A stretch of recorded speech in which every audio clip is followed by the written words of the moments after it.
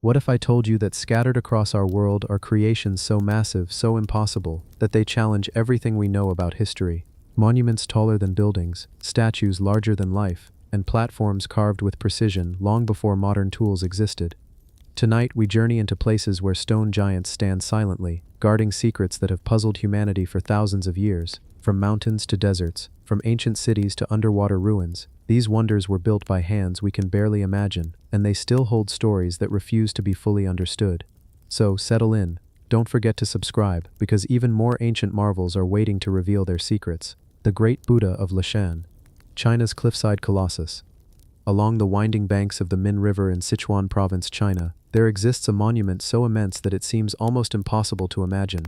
Carved directly into the face of a cliff, the Great Buddha of Leshan stands over 70 meters tall, overlooking the river with serene authority. Its presence is both tranquil and humbling, a silent witness to centuries of human history, belief, and artistry. Construction of the Leshan Buddha began during the Tang Dynasty, over a millennium ago, around the year 713 CE. The scale alone is breathtaking.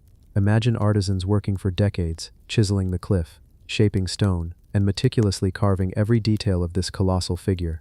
Hands, robes, and the calm expression of the Buddha had to be planned with precision, ensuring the proportions remained harmonious from top to bottom. The Buddha's gaze is gentle, his hands resting calmly in his lap, yet the sheer size transforms this quiet posture into something powerful.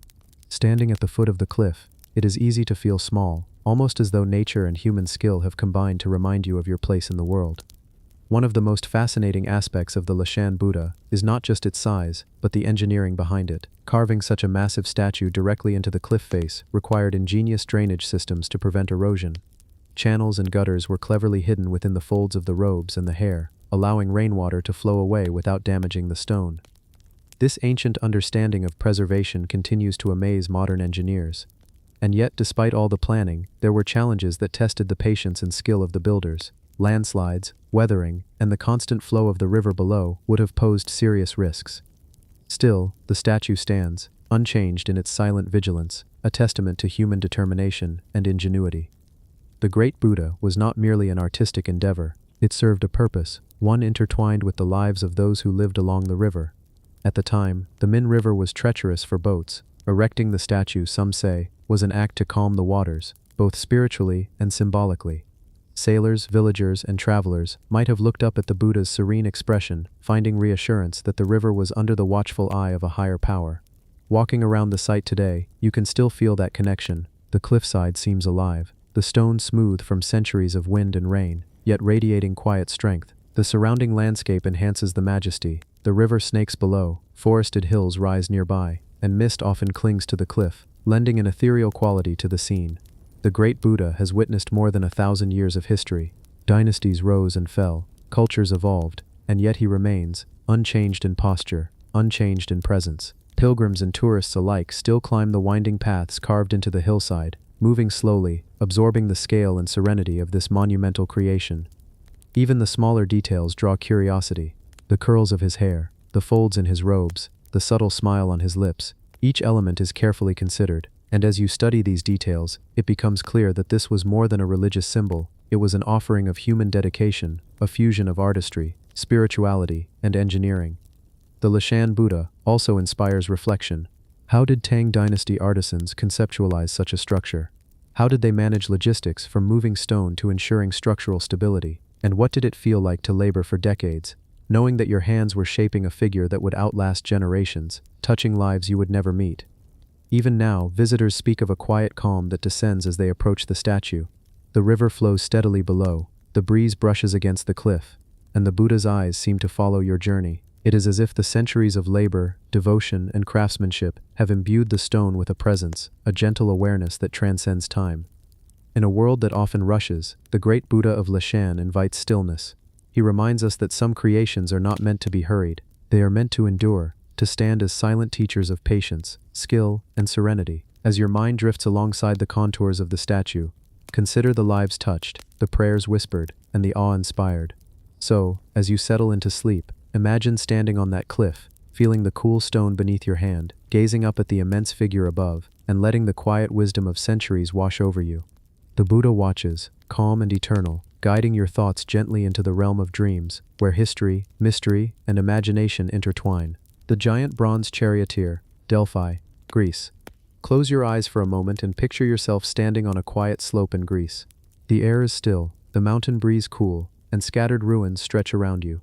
Once, this was Delphi, the very heart of the ancient world. Pilgrims traveled from across the Mediterranean to seek guidance from the oracle, to leave offerings, to marvel at the splendor of a city dedicated to Apollo. And hidden here, among the fragments of columns and temples, archaeologists made a discovery that took their breath away. A figure, life-sized, cast not in fragile stone, but in gleaming bronze, the charioteer of Delphi. The statue dates back to around 470 BCE, and what makes it extraordinary is not only its age, but the fact that it survived at all. You see, bronze statues from the ancient world are incredibly rare. Bronze was valuable, often melted down, recast into weapons or tools, erased from history by necessity. But somehow, against all odds, this one endured. When you stand before the charioteer, the first thing you notice is his gaze. His eyes, made of glass and stone inlays, still shine with a calm, almost unsettling focus. It is the look of a man who has just won a race. He is calm, composed, neither triumphant nor exhausted, but deeply in control. It feels strangely modern, almost alive. The statue once belonged to a much larger group. Imagine it now, a four-horse chariot, the reins held tight in the charioteer's hands, the horses rearing forward, the wheels ready to turn. Only the man remains today, yet the absence makes him even more powerful. He is both complete and incomplete, silent, but filled with motion. Let's pause here. Think about the sheer skill it took to create him. Casting bronze in the 5th century BCE was no small feat. Artisans used the lost wax method, building a full model, encasing it, melting it out, then pouring molten bronze inside. The slightest error, too much heat, too little, and the statue would be ruined. And this wasn't a small figure for a home shrine. This was life-sized, intricate, balanced. The folds of his tunic still fall naturally across his body, as though the cloth were soft linen, not hardened metal. Archaeologists believe the statue commemorated a victory at the Pythian Games, held in honor of Apollo at Delphi. Chariot racing was more than sport, it was prestige, wealth, the measure of a family's influence. The charioteer was not a random athlete, he likely represented the pride of an aristocratic house, immortalized for generations, and yet his identity remains uncertain. No inscriptions remain to name him. He is both someone and no one. There is a stillness about him that invites you to linger. Imagine yourself standing in that museum in Delphi, the quiet around you, the faint echo of footsteps, and then him. Bronze skin glowing faintly in the filtered light, eyes fixed on eternity. People often say they feel watched by the charioteer, not in a haunting way, but as if he acknowledges your presence, as if the barrier of 2,500 years means little. What fascinates historians most is how realistic he seems. The Greeks of this period were transitioning from the rigid, stylized forms of earlier statues into something more natural, more human. The charioteer is part of that revolution. His stance is grounded, his proportions balanced, his gaze forward. He feels alive in a way earlier figures never did. Standing before him, you sense not only the man, but the culture that dreamed him into existence. A culture obsessed with excellence, balance, beauty, and control. And yet there is mystery here. Why did this statue survive when so many others were lost? Some say it was buried intentionally, hidden during an invasion, protected by accident when a temple collapsed. Others think it may have been overlooked when the bronze collectors came, shielded by layers of rubble. Whatever the case, fate decided to spare him, as though history itself wanted us to remember. At night, when you think about him, there's something deeply soothing about the image. A man, eternal, calm, steady. A figure who has already won, who has no need to rush, no need to shout. His patience is contagious. He stands quietly, as the centuries flow around him like water. And maybe that's why he endures, not just as a relic, but as a presence. The charioteer of Delphi is more than an artifact. He is a survivor, a messenger from a world long gone, but not entirely lost. His bronze eyes invite you to breathe slower, to step back, to remember that even in the rush of life, there is strength in stillness. So the next time you close your eyes and drift towards sleep, imagine him there, tall, steady, timeless, guarding the ruins of Delphi, watching silently over the mountains, as he has done for 2.5 millennia. The giant pharaoh Senusret III statues. In the heart of Egypt's Middle Kingdom, long before the age of Ramses and the golden treasures of Tutankhamun, there reigned a pharaoh who was unlike the others. His name was Senusret III, and the statues that remain of him are some of the most haunting works of art to survive from the ancient world. Unlike most pharaohs who chose to be depicted with perfect, youthful faces and timeless beauty, Senesret's images are unsettlingly human. His eyes are heavy and narrow, with deep creases carved into the stone. His cheeks sag, his mouth pulls down, and his brow is furrowed, as though the weight of kingship had carved its own lines into his face. Standing before these statues, you don't see a god-king in his prime. You see a man carrying the burdens of empire. These statues are not small. Some rise to towering heights, their stone faces gazing out across time, with a kind of weary intensity. They were carved in granite, quartzite, and other unyielding stones, brought from quarries miles away. Moving and shaping them would have taken enormous effort, a statement of power in itself. Yet it is not their size alone that captures attention, it is the raw emotion in their features. Historians have long debated why Senesret chose to be remembered this way. Some believe the statues reflect his true appearance, perhaps an aging king who had faced endless wars and struggles. Others see it as symbolic, a deliberate attempt to portray himself, not as an untouchable god, but as a mortal ruler who bore the hardships of his people. In a way, his statues bridge the gap between humanity and divinity, revealing a vulnerability rarely admitted by rulers of his time. Senesret III was a powerful king. He led military campaigns deep into Nubia, strengthening Egypt's southern borders and building massive fortresses along the Nile. He centralized power, reducing the influence of regional governors and making the throne stronger than it had been in generations. To the Egyptians, he was a figure of authority, stability, and expansion. Yet his statues suggest something more personal, a king who carried the scars of leadership, not just in his body, but in his soul. When you look closely at the statues, there's almost a contradiction. His body is depicted with idealized strength, broad shoulders, muscular arms, and the stance of a timeless ruler. But his face tells another story, one of fatigue, sorrow, and contemplation. It is as if the artists were instructed to show the pharaoh as both eternal and human at once. Few other rulers in Egyptian history allowed themselves to be shown in such a way. Some archaeologists suggest this was propaganda in its own right. By showing himself as burdened and serious, Senesret may have been sending a message that he was a ruler who worked tirelessly for Egypt, one who bore the hardships of the kingdom so that his people would not have to. His weary features may have been symbols of sacrifice rather than weakness. The statues of Senesret III were placed in temples, palaces, and fortresses. Some stood along the Nile, as guardians, others were buried in the sands until rediscovery centuries later. Even broken fragments of these statues carry the same intense gaze, the same lines of strain and thought. They remind us that ancient Egypt was not simply about golden masks and eternal youth, but also about the human struggle of leadership. Today, standing before one of these statues in a museum or at an archaeological site, you might feel something unusual. Unlike the serene smiles of other pharaohs, these statues seem to look back at you. Their eyes are piercing, as though they are silently questioning, or perhaps warning, across the ages. There is a strange intimacy in that gaze, a connection that makes Senesret III feel less like a distant god and more like a man whose responsibilities were overwhelming.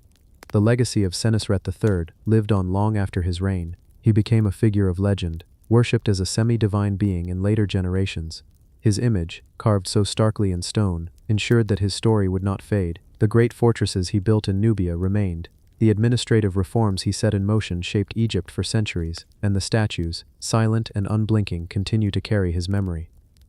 As we drift into the quiet of the night, the statues of Senesret III stand as more than stone relics. They are reminders of the weight of power, the humanity hidden behind royal titles, and the strange ways in which leaders choose to be remembered. In their furrowed brows and tired eyes, we can almost sense the passing of centuries, the unspoken burdens of a king whose story is still written in the stone giants he left behind. The giant statue of Athena, Athens, Greece. Reconstruction. In the heart of ancient Athens, there once stood a statue so large, so radiant, that it was said to shine across the land and sea. At nearly 40 feet tall, crafted entirely of gleaming ivory and gold, the great statue of Athena Parthenos, the Virgin Athena, was more than just a work of art. It was a declaration, a statement of power, of pride, and of devotion to the goddess who was both protector and namesake of the city itself. The statue stood inside the Parthenon, the grand temple that still crowns the Acropolis today. But if you look at the Parthenon now, the weathered marble columns, the fractured ruins, the absent roof, it is hard to imagine that once upon a time, it sheltered this breathtaking colossus, a goddess frozen in golden silence. Athena Parthenos was created by one of the most celebrated sculptors of the ancient world, Phidias. His name is whispered through the corridors of history as a master craftsman.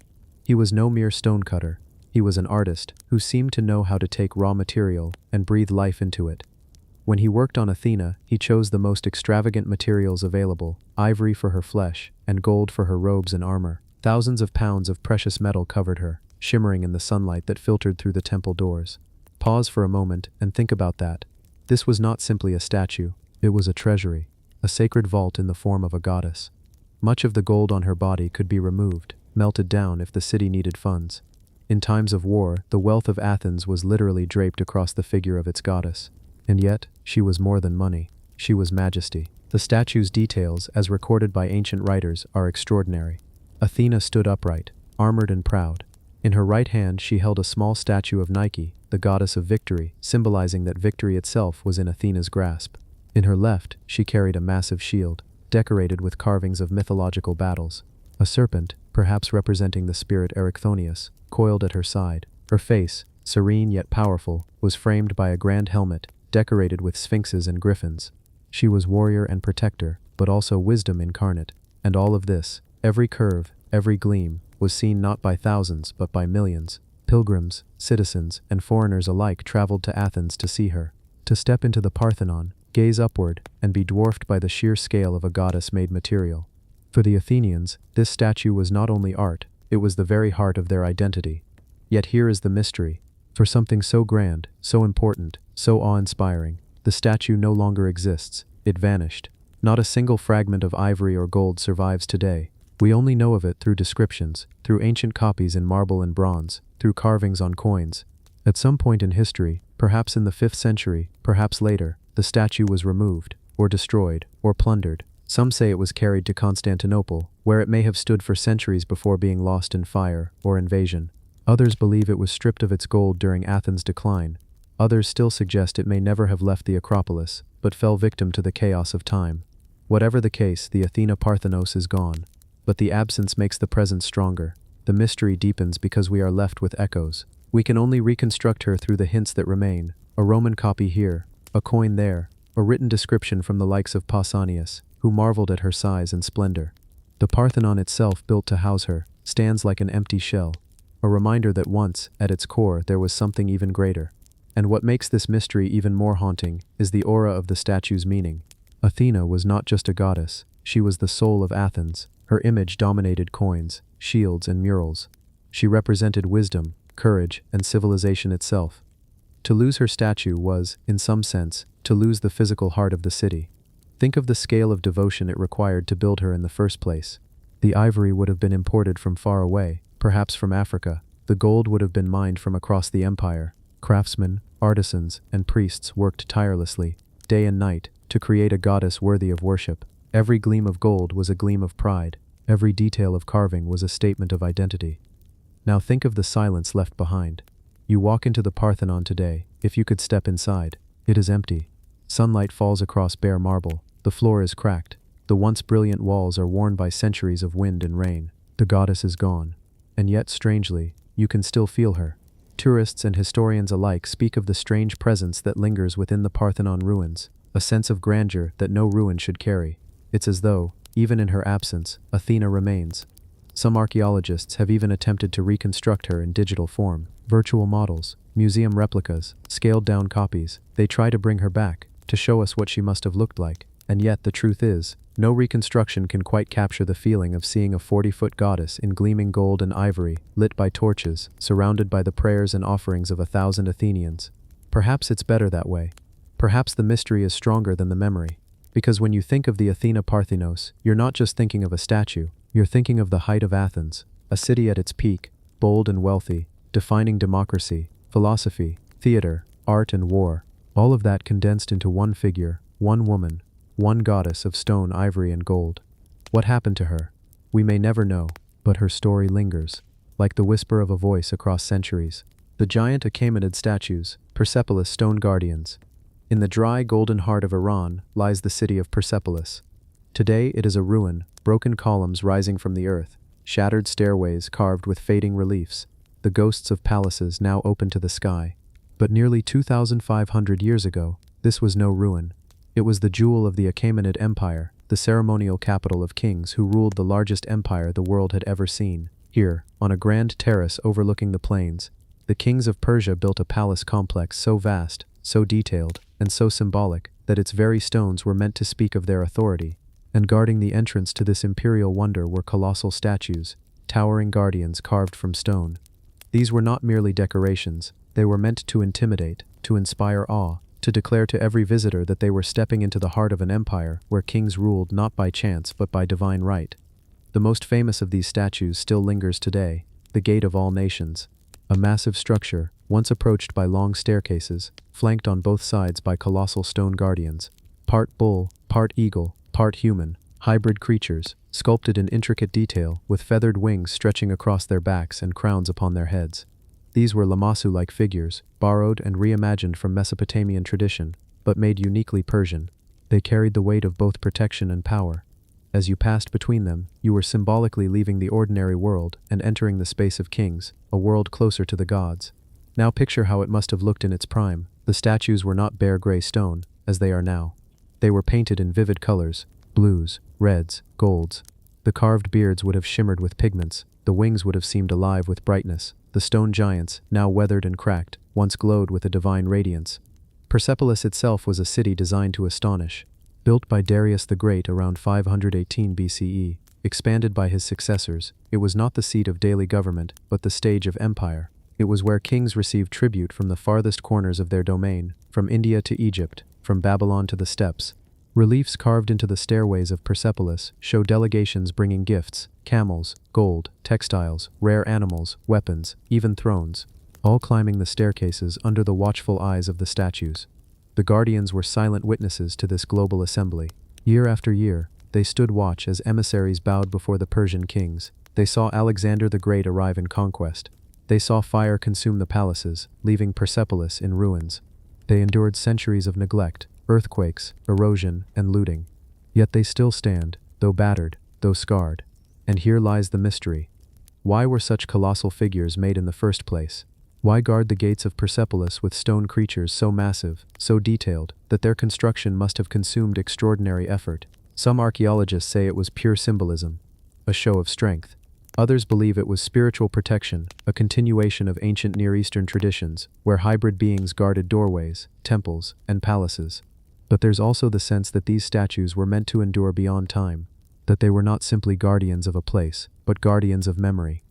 The truth is, the Achaemenids left us no written explanation for these colossi. We have inscriptions on walls, proclamations carved in cuneiform, but no line that tells us, this is why we built them. So we are left to wonder. As you stand before them today, it's not hard to feel their presence. Their faces are worn, their wings chipped, their crowns partly broken. But even in ruin, they are overwhelming. They still look down on you, centuries later, as if judging whether you belong in their city. Travelers across history have felt the same awe. Medieval explorers wrote of strange giants carved in the stones of Persia. 19th century archaeologists, uncovering the buried remains, were stunned by their scale. Modern visitors, standing in the heat of the Iranian sun, still feel dwarfed by their shadow. It is almost as if the guardians themselves have outlived the empire they were built to protect. The kings are gone, their palaces burned, their names fading into history. But the stone colossi remain, still at the gates, still watching. Some legends even say that they were not made by human hands at all, that they were gifts from the gods, shaped and set in place before the foundations of the city were even laid. Others whisper that their purpose was not only to guard Persepolis, but to guard something hidden beneath it, treasures, secrets, or knowledge that has never been uncovered. Archaeologists continue to dig, but Persepolis is vast, and the desert keeps its secrets well. So we are left with questions. Why such hybrid forms? Why such monumental scale? Why place them here, at the very threshold of empire? Were they meant to frighten, to protect, to inspire, or perhaps all three at once? And in that uncertainty lies their power. Because when you stand before the statues at Persepolis, you are not just looking at stone. You are looking at ambition, at pride, at fear and faith carved into rock. You are looking at the memory of a civilization that wanted to be remembered forever. And perhaps that is why they still endure. The kings are gone, the empire has crumbled, but the guardians remain, silent, patient, watching. The lion men of Hochunsteinstadel, Germany's Stone Age giants. Deep in the hills of southern Germany lies a cave known as the Hochunsteinstadel. For thousands of years it was hidden from sight, its entrance choked by stone and earth, its secrets sealed away in darkness. But in 1939, archaeologists digging within found something extraordinary. At first it was only fragments, tiny pieces of ivory scattered across the cave floor, some no larger than a fingertip, some jagged, some smoothed by time. For months, then years, researchers puzzled over them, unsure of what they had. War soon broke out, and the fragments were stored away. But decades later, when the pieces were carefully reassembled, a figure began to emerge. What took shape was unlike anything else from the Stone Age. A human body, upright and strong, but where a man's head should have been, there was instead the head of a lion. This is the Lion Man, standing nearly a foot tall, carved from the tusk of a woolly mammoth more than 40,000 years ago. It is one of the oldest known examples of figurative art in the world. A blend of man and beast, a hybrid, a guardian, a mystery. The Lion Man was created by people who lived in Europe during the last ice age, long before the rise of agriculture, long before writing, long before the great cities of the ancient world. These were hunter-gatherers, moving with the seasons, carving their lives into survival. Yet they devoted countless hours, perhaps weeks, to shape this statue with simple tools. Why? That is the question that has haunted archaeologists ever since. Was the Lion Man a god? A spirit of protection? A myth made solid in ivory? Was it part of a ritual carried in ceremonies by flickering firelight inside the caves? Or was it something deeper? A symbol of humanity's first steps into imagination? Proof that even then, tens of thousands of years ago, our ancestors were dreaming of beings beyond the natural world. The details of the carving are extraordinary. The figure's legs are strong, the torso broad, the arms stretched at its sides. The lion's head is carefully shaped, its muzzle long, its ears sharp. There is strength in its posture, a quiet power. Even in fragments, even in the silence of a museum, it commands attention. And yet the mystery deepens. You see, the Lion Man is not alone. Other hybrid figures, smaller but similar, have been found in caves across the region. Lions were powerful creatures in Ice Age Europe, larger than today's lions, apex predators that roamed the frozen steppes.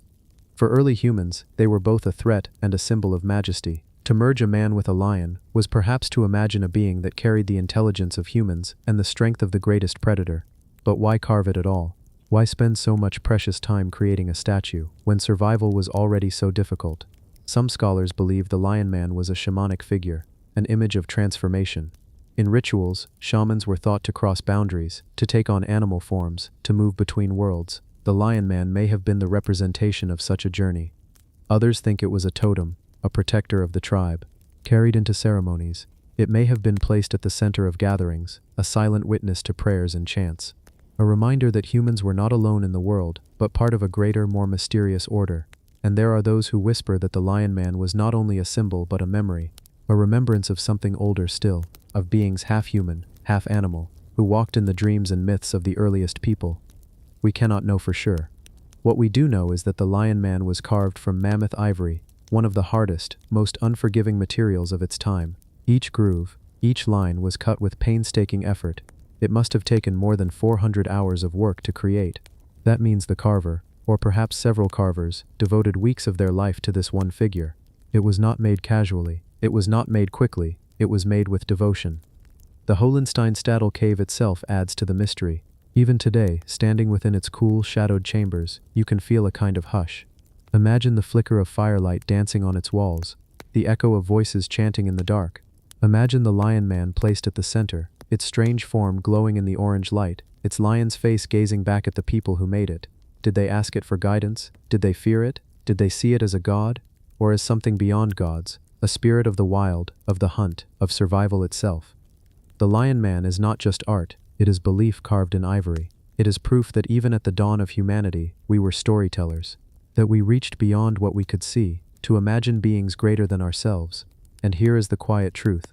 The Lion Man is older than the pyramids, older than Stonehenge, older than the cave paintings of Lascaux. It is so ancient that it stretches the limits of our understanding. The people who made it lived in a world of glaciers and megafauna, a world where survival was fragile, yet imagination was already boundless. When you stand before it today, in a museum far from its cave, it still carries that mystery. The eyes do not move, but they seem to watch. The lion's head is silent, yet it feels as though it has something to say, something we have forgotten how to hear. Some believe it is the first god mankind ever carved. Others think it is simply the first proof of myth. But whatever it was, it has endured for over 40 millennia, outlasting its makers, outlasting their children, outlasting every kingdom that came after. It is a reminder that humanity has always reached into the unknown, that even in the cold of the Ice Age, in the hunger and the fear, we were already dreamers. Tonight, as you close your eyes, let the Lion Man stand watch. See him as those ancient people must have seen him. Part human, part lion, both protector and mystery, carved not just from ivory, but from imagination itself. The Stone Age is gone, the glaciers have melted, the mammoths have vanished, but the lion men remain, silent giants of the Ice Age, guardians of humanity's oldest dreams. The giant statue of Apollo at Didyma, Turkey's forgotten colossus. In the ancient world, there were places where the divine seemed closer, where the veil between humanity and the gods felt thinner. One of those places was Didyma, a sacred site along the coast of what is now western Turkey. For centuries, it was not merely a temple, it was a destination, a sanctuary, a place where pilgrims gathered from across the Greek world, seeking answers from the oracle of Apollo. But among the many wonders of Didyma, one has remained both unforgettable and elusive, the colossal statue of Apollo himself. This was not a simple shrine or modest idol. This was a giant, a statue so large, so commanding, that it rivaled the greatest works of the ancient world. Today, only fragments remain, scattered and broken. Yet even in ruin, it whispers of a time when the god of light and prophecy stood taller than any mortal, his gaze fixed on eternity. The story of Didyma begins long before the statue itself. The sanctuary was already ancient by the time the Greeks built their great temple there. Some say the site had been sacred since the Bronze Age, when local peoples honored earth spirits and natural springs. By the time the Ionian Greeks settled the region, Apollo had become the focus, his oracle said to speak truths that guided kings and cities alike. It was here that rulers came to ask the questions that shaped history. Should they go to war? Should they build? Should they trust? And always, the voice of the oracle answered from within the sanctuary. Words carried as though from Apollo himself. But a god's house requires more than words. It requires presence. And so, the builders of Didyma created not only one of the largest temples of the Greek world, but also a statue of Apollo that defied imagination. Made of gleaming stone, the figure stood over 7 meters high, nearly 23 feet, and that was only what could be seen. Some scholars believe that with its base and pedestal, the statue must have towered far above the heads of those who entered the sanctuary. To stand before it would have been to feel dwarfed, humbled, as though the god himself had stepped into the human world. The fragments that survive show us the scale. A massive marble hand, its fingers larger than a man's arm, a piece of the face, finely carved, with lips still holding a trace of expression. The folds of a robe, sculpted with such precision that the stone seems almost soft. These are not the rough outlines of a figure, they are the delicate details of a masterpiece, created by artists who wanted to capture not just form, but divinity itself. And yet the mystery remains. Why did they make Apollo so large? Why did they choose to represent him in a size that no ordinary human could ever achieve? Perhaps it was to remind those who entered that they were stepping into a space beyond the human world. That here, in the shadow of a colossus, they were seen, judged, and perhaps blessed by a power far greater than themselves. Some have compared the statue to the Colossus of Rhodes, that other great giant of the Greek world. But while Rhodes placed its colossus outside, greeting ships in the harbor, Didyma's Apollo stood within, guarding the temple and the oracle, a presence hidden until one stepped across the threshold. Imagine the scene. Pilgrims walking for days, for weeks, through heat and dust, finally reaching the sanctuary. They enter, and before them, bathed in shafts of sunlight, is the towering figure of Apollo. His face serene, his eyes unblinking, his form vast and immovable. In that moment, no words are needed. The god is already speaking, simply by being there. But time, as always, is unkind. The temple of Didyma was destroyed and rebuilt many times. Fires swept through it, wars raged around it, earthquakes shook its stones. With each catastrophe, the statue of Apollo suffered. Pieces cracked, limbs fell, the figure toppled. By the time the sanctuary was finally abandoned, the colossus lay in fragments, its glory hidden beneath centuries of silence. Today, visitors to Didyma still walk among its ruins. The temple itself remains breathtaking, one of the largest in the Greek world, its columns towering like a forest of stone, and scattered among them are the remnants of Apollo's statue, each piece a reminder of what once stood here. A hand, a foot, a fragment of face, enough to spark wonder, but not enough to see him whole. Archaeologists have tried to imagine him as he once was. Some reconstructions show him standing upright, draped in flowing robes, his arm extended in blessing. Others picture him seated, like a ruler upon a throne, his gaze steady and commanding. We cannot be sure. The fragments tell part of the story, but the rest is lost to time, and perhaps that is fitting. For Apollo was the god of prophecy, of light, of truth, half hidden in mystery. To know him fully was never possible. To To glimpse him, even in fragments, was enough. The giant statue of Apollo at Didyma remains one of antiquity's forgotten colossi. Larger than life, carved with devotion, and standing at the heart of a sanctuary where mortals came to seek the voice of a god. It reminds us that the ancients were not only builders of stone and worshippers of myth, they were dreamers, willing to raise giants from the earth so that they might feel, if only for a moment, the nearness of the divine. As you rest tonight, picture those fragments lying in the quiet temple ruins, touched by moonlight. Imagine the giant hand of Apollo, once lifted in power, now resting silently on the ground. Imagine the face of the god, serene even in brokenness, gazing at nothing and everything, all at once. For though the statue has fallen, the mystery remains, a forgotten colossus, still whispering across the centuries. The bronze warriors of Etruria, Italy's lost stone soldiers. In the rolling hills of ancient Italy, long before Rome rose to dominate the Mediterranean, there existed a civilization both enigmatic and brilliant. The Etruscans, known for their art, their rituals, and their mastery of metallurgy, left behind traces of a world that seems almost lost to imagination. Among their many wonders, one mystery continues to capture the attention of archaeologists and dreamers alike: the bronze warriors of Etruria. These are not ordinary artifacts. They are not mere decorations or religious figurines. These warriors, life-sized and cast in bronze, were created with meticulous care, standing as silent guardians of tombs, temples, and hidden sanctuaries. Even now, when we uncover fragments of these soldiers, the scale, the detail, and the artistry leave us questioning how such precision was achieved so long ago. The story begins with the tombs.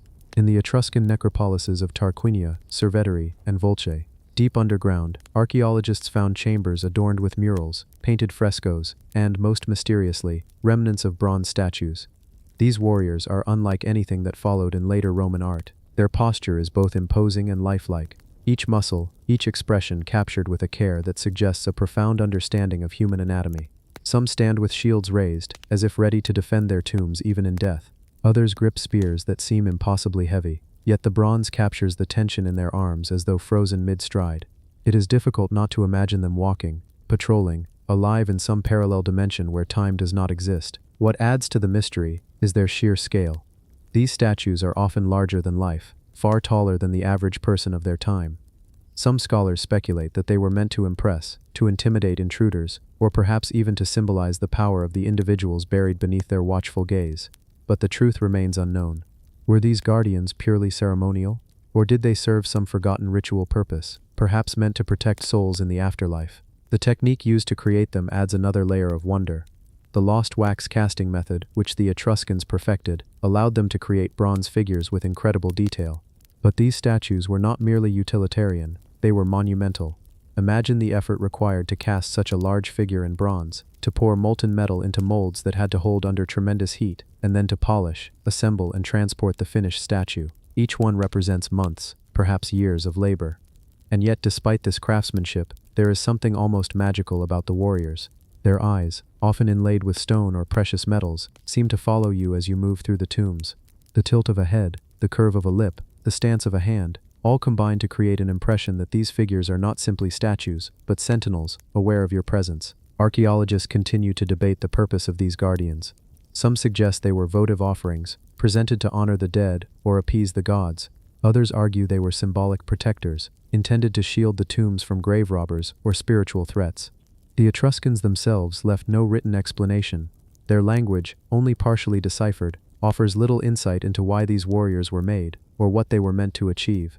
Consider the human effort involved. Each statue would have required a team of artisans, modelers, mold makers, casters, polishers. Imagine the coordination, the skill, and the knowledge of metallurgy necessary to create something so enduring. And then imagine it placed in a tomb, to remain in silence for thousands of years. To us they are relics. To the Etruscans, perhaps they were alive. Today, when we encounter these statues in museums or excavation sites, they evoke a strange sense of time suspended. One can almost hear the whisper of bronze against stone, the echo of ancient footsteps, the quiet command of figures frozen yet not entirely lifeless. They remind us that the past was populated by dreamers and builders, artists and warriors, humans who created objects of power and meaning, many of which still defy our understanding. Some of the most enigmatic examples are fragmented, torsos without heads, arms lying apart, shields broken in half. And yet, even broken, the statues convey authority, presence, and a sense of purpose. They tell us that these were not simple objects. They were carefully considered creations, designed to endure, to awe, and to speak long after the hands that made them had turned to dust. As you drift into sleep tonight, picture these warriors standing quietly in their ancient tombs, bathed in the dim glow of candlelight, their bronze forms catching the flicker, eyes glinting. Imagine the centuries of silence, the secrets they have held, the rituals witnessed in the shadows. And know that though we may never fully understand them, their presence continues to inspire awe, curiosity, and wonder. These bronze warriors of Etruria are more than metal and skill. They are a bridge to a civilization long gone, a glimpse of a world where art, belief, and human ingenuity converged in ways that still leave us breathless. Their mystery is ours to ponder, as we let our minds wander through tombs of stone, and our dreams drift alongside guardians of bronze, forever standing watch. The Olmec jaguar statues, Mexico's prehistoric guardians. In the tropical lowlands of southern Mexico, where dense jungles cloak rivers and ancient ruins alike, a civilization arose that continues to perplex historians and archaeologists. The Olmecs, often called the mother culture of Mesoamerica, left behind incredible monuments, but none as enigmatic and awe-inspiring as their giant jaguar statues. These statues are massive, carved from basalt boulders that were transported from quarries many kilometers away, through thick jungles and across unpredictable rivers. The Olmecs sculpted them into feline forms, with faces that merge human and jaguar features, eyes that seem to gleam with hidden knowledge, jaws poised as if mid-roar, and bodies that exude both grace and raw power. Walking among these statues today, it is easy to sense the purpose behind their creation. They were guardians, protectors of sacred spaces, perhaps even intermediaries between humans and gods. Their presence commands attention. Even though centuries have weathered their surfaces, the statues remain imposing, and their gaze feels alive, as if watching, silently, the world continue on. The craftsmanship is remarkable. Each stone was carefully selected, transported, and carved without the benefit of metal tools as we know them. The Olmecs worked with patience, skill, and a deep understanding of both material and symbolism. Every line on the statue communicates intent, from the intricate carving of the feline's teeth to the subtle curvature of its muscular limbs. The Olmec civilization existed around 1500 to 400 BCE, yet their understanding of art, religion, and societal structure seems far beyond what one might expect for the period. The jaguar statues are evidence not only of technical ability, but also of cultural depth. They likely represented the Olmec belief in transformation, the jaguar being a creature that moved between worlds, night and day, human and divine. How the Olmecs moved these colossal stones remains a mystery. Some weigh several tons, far heavier than any single person could carry. Researchers propose that rafts, rollers, or teams of people dragging them might have been used, but nothing is definitively proven. The process required organization, cooperation, and perhaps even religious motivation to sustain such massive labor projects. As you imagine walking among these guardians, the humid jungle air wraps around you, birds calling in the distance, sunlight filters through the dense canopy, casting dancing shadows on the stone. The statues seem to pulse with life, a quiet yet commanding presence. You can almost hear the footsteps of ancient priests, the murmured chants, and the ceremonial rhythms that once filled these sacred spaces. Interestingly, the Olmecs did not inscribe many stories directly on these statues. Instead, the meaning seems encoded in their form and placement. Each statue occupies a deliberate position within ceremonial centers, aligned in ways that might correspond with celestial events or the flow of rivers. There is a deliberate intelligence in the arrangement that we are only beginning to understand. Some of the larger jaguar statues were even hollowed, suggesting they may have been used for rituals, as symbolic thrones, or as objects that contain sacred offerings. Others seem to have been designed purely for symbolic intimidation, reminding the community and potential enemies of the power of the Olmec rulers and their divine connection. Standing before one of these massive feline forms, it is impossible not to feel a connection to the past. You can almost sense the hands that carved it, the labor that shaped it, and the reverence that surrounded it. And even though centuries separate us, there is a continuity, a recognition of power, mystery, and devotion that transcends time. The Olmec jaguar statues invite contemplation. Why were they created? What did the Olmecs hope to convey to future generations? Did they intend for these stone guardians to endure as long as the jungles themselves? Today, the answers remain elusive, yet their silent majesty continues to fascinate and inspire curiosity. As you drift deeper into the story, picture the warm sun through the tropical canopy, the soft rustle of leaves, and the enormous stone jaguars keeping their eternal watch. Feel the stillness of the jungle, the patience of human effort across centuries, and the mysterious connection between stone, ritual, and belief. Let the jungle, the stones, and the ancient whispers guide your mind to calm, as the Olmec guardians stand silently, watching over time itself, inviting your thoughts to settle, and leading you gently towards sleep. The giant kings of Caral, Peru's stone monuments. In the arid Supe Valley of Peru lies one of the oldest urban centers in the Americas, Caral. Dating back more than 4,500 years, this ancient city predates even the pyramids of Egypt. What makes Caral so captivating are not just its age, but the massive stone monuments that rise from the desert floor, silent witnesses to a civilization whose story is only partially known. These monuments, some of which tower impressively above the landscape, seem to speak a language of authority and reverence. They were likely built to honor rulers, priests, or perhaps deities, yet no inscriptions survive to confirm their exact purpose. Walking among them today, one can feel a sense of awe and mystery. The stones, hewn with meticulous care, are arranged with symmetry that seems deliberate, intentional, and astonishing for a society without metal tools or wheels. Some structures resemble stepped pyramids, others are vast terraces, perfectly aligned with the rising and setting sun. Archaeologists speculate that these monuments had ceremonial, administrative, and perhaps astronomical purposes.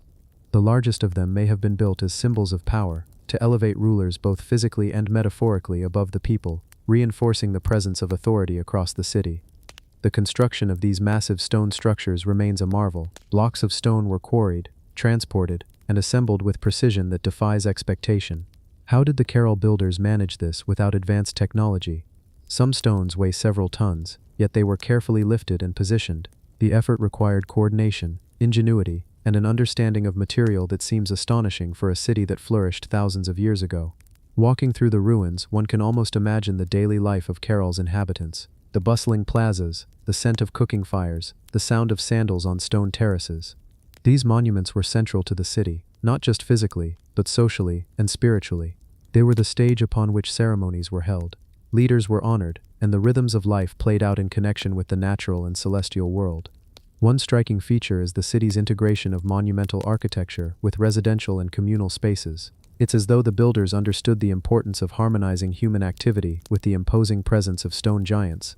The terraces, platforms, and pyramids rise gently, commanding attention without overwhelming the inhabitants, maintaining a balance between grandeur and everyday life. Some scholars propose that the largest monuments were intended to connect with celestial bodies. Alignments with solstices suggest that the Caral people observed the sky with care, integrating astronomical knowledge into their architecture. Perhaps these stone giants were not only symbols of earthly authority, but also bridges to the divine, pointing toward the heavens and guiding ritual practices. Despite centuries of erosion and natural decay, the monuments retain an imposing presence. Their stones, carefully positioned, have withstood earthquakes and the harsh desert climate. Walking among them today, one can sense the patience, the effort, and the ingenuity of a people who built these colossal structures without modern machinery. The silence of the ruins is profound. Unlike other ancient cities, Caral's monuments offer no inscriptions, no carved stories, no clear historical records. Instead, they speak through scale, form, and placement. They invite contemplation, urging us to consider what it meant to live in a world where stone could be transformed into power, reverence, and lasting presence. As you picture the sun casting long shadows across the terraces, the wind rustling through the dry valley, and the colossal monuments standing firm, you can almost hear the echoes of ceremonies long past. The city may be quiet now, but the stones remember. They remember the hands that built them, the people who gathered, and the rulers whose authority they silently enshrined. Caral's stone monuments are a reminder that human ingenuity has always found a way to express itself, even in the harshest environments. They challenge our understanding of early civilizations, inviting us to marvel at the capability, vision, and ambition of those who came before us.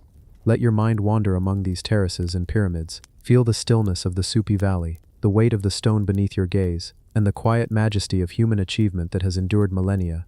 The giant kings of Caral stand silently, watching over the desert, carrying their secrets into the night, guiding your thoughts gently towards sleep. Phra Akana Buddha, Thailand. Hidden among the ruins of Sukhothai, Thailand's first capital, lies one of the most imposing and serene monuments of Southeast Asia, the Phra Akana Buddha. Sitting in silent repose atop a stone platform, this colossal statue is far more than a religious icon. It is a testament to centuries of devotion, artistry, and the quiet ingenuity of the people who built it. Its gaze is calm, yet commanding. The statue does not scream for attention. Instead, it draws you in, inviting reflection and contemplation.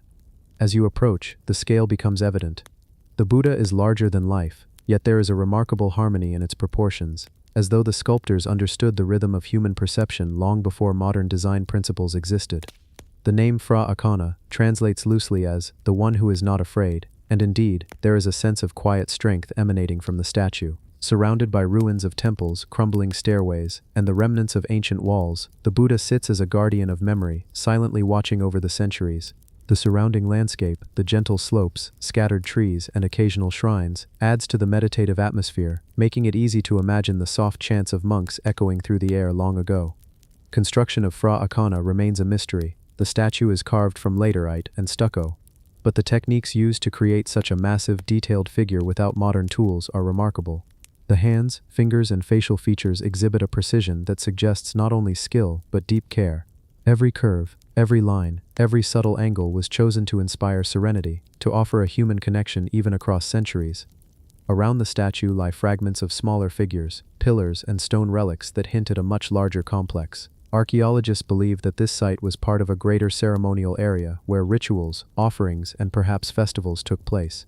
The exact purpose of each statue and structure is lost to time, yet the arrangement suggests careful planning and spiritual intention. The layout seems to reflect both terrestrial and celestial order, with the main statue positioned in alignment with the rising sun during certain times of the year. As the day fades and the light softens, the Frayachana Buddha transforms. Shadows fall across its face, highlighting the depth of its gaze, the calmness in its lips, the gentle curve of its hands resting in meditation. There is a rhythm here, a quiet storytelling. You can almost sense the lives of the artisans who sculpted this figure, their hands brushing against stone and stucco, their thoughts steeped in devotion, the sweat of their labor mingling with prayers. The surrounding ruins provide echoes of everyday life. Stairs worn smooth by centuries of footsteps, foundations of chapels that have long since crumbled, and stone blocks etched with inscriptions now faded into near invisibility. Together, they speak not only of a religion or a ruler, but of a community, of people dedicating themselves to creating lasting beauty and meaning. Visitors today often describe a feeling of reverence that is almost physical. Standing before the Buddha, time seems to slow. The air itself feels different. The breeze carries whispers of history, and if you listen closely, you can almost hear the faint sounds of past ceremonies, the soft clink of ritual objects, the chant of monks, the murmured prayers of devotees. What is remarkable is that this monument has endured not only centuries of weather, but also political and social change. The city of Sukhothai declined, empires rose and fell, yet the Fra Achana Buddha remains, a quiet observer of history, steadfast and unchanged. Its preservation is a reminder of the lasting impact of human creativity and devotion. Legends have grown around the statue. Some say it grants protection, others claim that sitting in front of it brings clarity and courage. The name itself inspires reflection on fear and calmness. Travelers, scholars, and pilgrims alike have come to seek wisdom, to find peace, or simply to marvel at the artistry. The statue becomes a mirror, reflecting not only the devotion of its creators, but also the intentions and emotions of those who stand before it today. As evening falls and the light softens into twilight, the entire site transforms. Shadows lengthen, the stone takes on a golden hue, and the air cools. The Buddha remains in stillness, watching over the quiet landscape, inviting the mind to wander gently through centuries of history and human experience. The ruins around it seem almost alive, whispering secrets of rituals, celebrations, and the silent work of generations who built this sanctuary. For anyone lying down to rest after a day of exploration or study, the Fra Akana Buddha provides the perfect companion. Its calm presence encourages your mind to release worries, to slow, to drift, imagining the hands that shaped the statue, the people who walked among the ruins, and the centuries of devotion creates a gentle rhythm, coaxing the mind towards sleep. The monument is a testament to endurance, faith, and human imagination. It is massive, yet gentle, ancient, yet timeless, a giant carved in stone, holding centuries of mystery, watching patiently as the world continues to turn. So, let the presence of Fra Akana guide your thoughts tonight. Picture the calm gaze, the delicate hands, the monumental form sitting silently in the Thai landscape. Let the stories of creation, devotion, and wonder lull you gently, carrying you through the night as history whispers softly and sleep follows naturally. The giant stone lion of Delos, Greece. On the sun-drenched island of Delos, amidst ruins that whisper of forgotten civilizations, stands a silent sentinel, the giant stone lion. Its enormous form dominates the sacred landscape, yet it exudes a quiet strength rather than sheer aggression. The wind brushes past its weathered mane, carrying with it the scent of salt and the distant echo of waves. Time has aged the lion, but it has not diminished the story it holds, a story carved in stone centuries ago. The giant stone lion is more than a sculpture. It is a guardian, placed deliberately to oversee the paths that lead pilgrims and worshippers toward the temples of Apollo and Artemis. Imagine walking along those ancient stone paths centuries ago, seeing this monumental figure waiting in solemn vigilance. Every muscle of the lion, every curve and line speaks of a civilization that valued artistry, symbolism, and the sacred. It is awe-inspiring, yet there is a subtle serenity in its presence, a calm that gently invites reflection. The statue was created around the 7th century BCE. Scholars still debate the precise techniques used to craft it. With the tools available at the time, carving such a colossal figure from local stone would have been a staggering feat. It is a testament to human ingenuity and devotion, a blend of artistic skill and religious significance. The lion's gaze, turned slightly to one side, seems almost alive, as if it is aware of every footstep approaching, every whispered prayer, and every traveler who pauses to admire it. Walking around the lion, you notice the marks of time, cracks in the stone, subtle erosion from centuries of wind, sun, and occasional earthquakes. Yet these imperfections do not diminish its majesty, they enhance it. They speak of resilience, endurance, and the passage of countless seasons. Standing there, you can almost hear the whispers of the past, the prayers of pilgrims, the chants of priests, and the laughter of children walking through sacred grounds long ago. The lion listens silently to all, a bridge between history and the present. Delos was more than a religious hub. It was a thriving center of trade, culture, and political activity. The lion, therefore, may have served multiple purposes.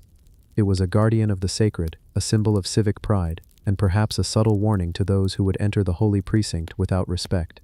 Imagine the bustling energy of the island centuries ago, merchants carrying goods, priests performing rituals, visitors arriving from distant lands. Amid all this movement, the lion remained steadfast, a quiet observer of human life and devotion.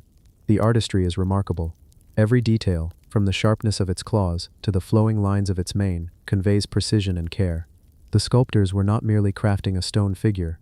They were embedding stories, beliefs, and ideals into a monument designed to endure for eternity. Scholars suggest that its size and positioning were intentional, meant to inspire awe and communicate the might and sanctity of the sacred grounds it guarded.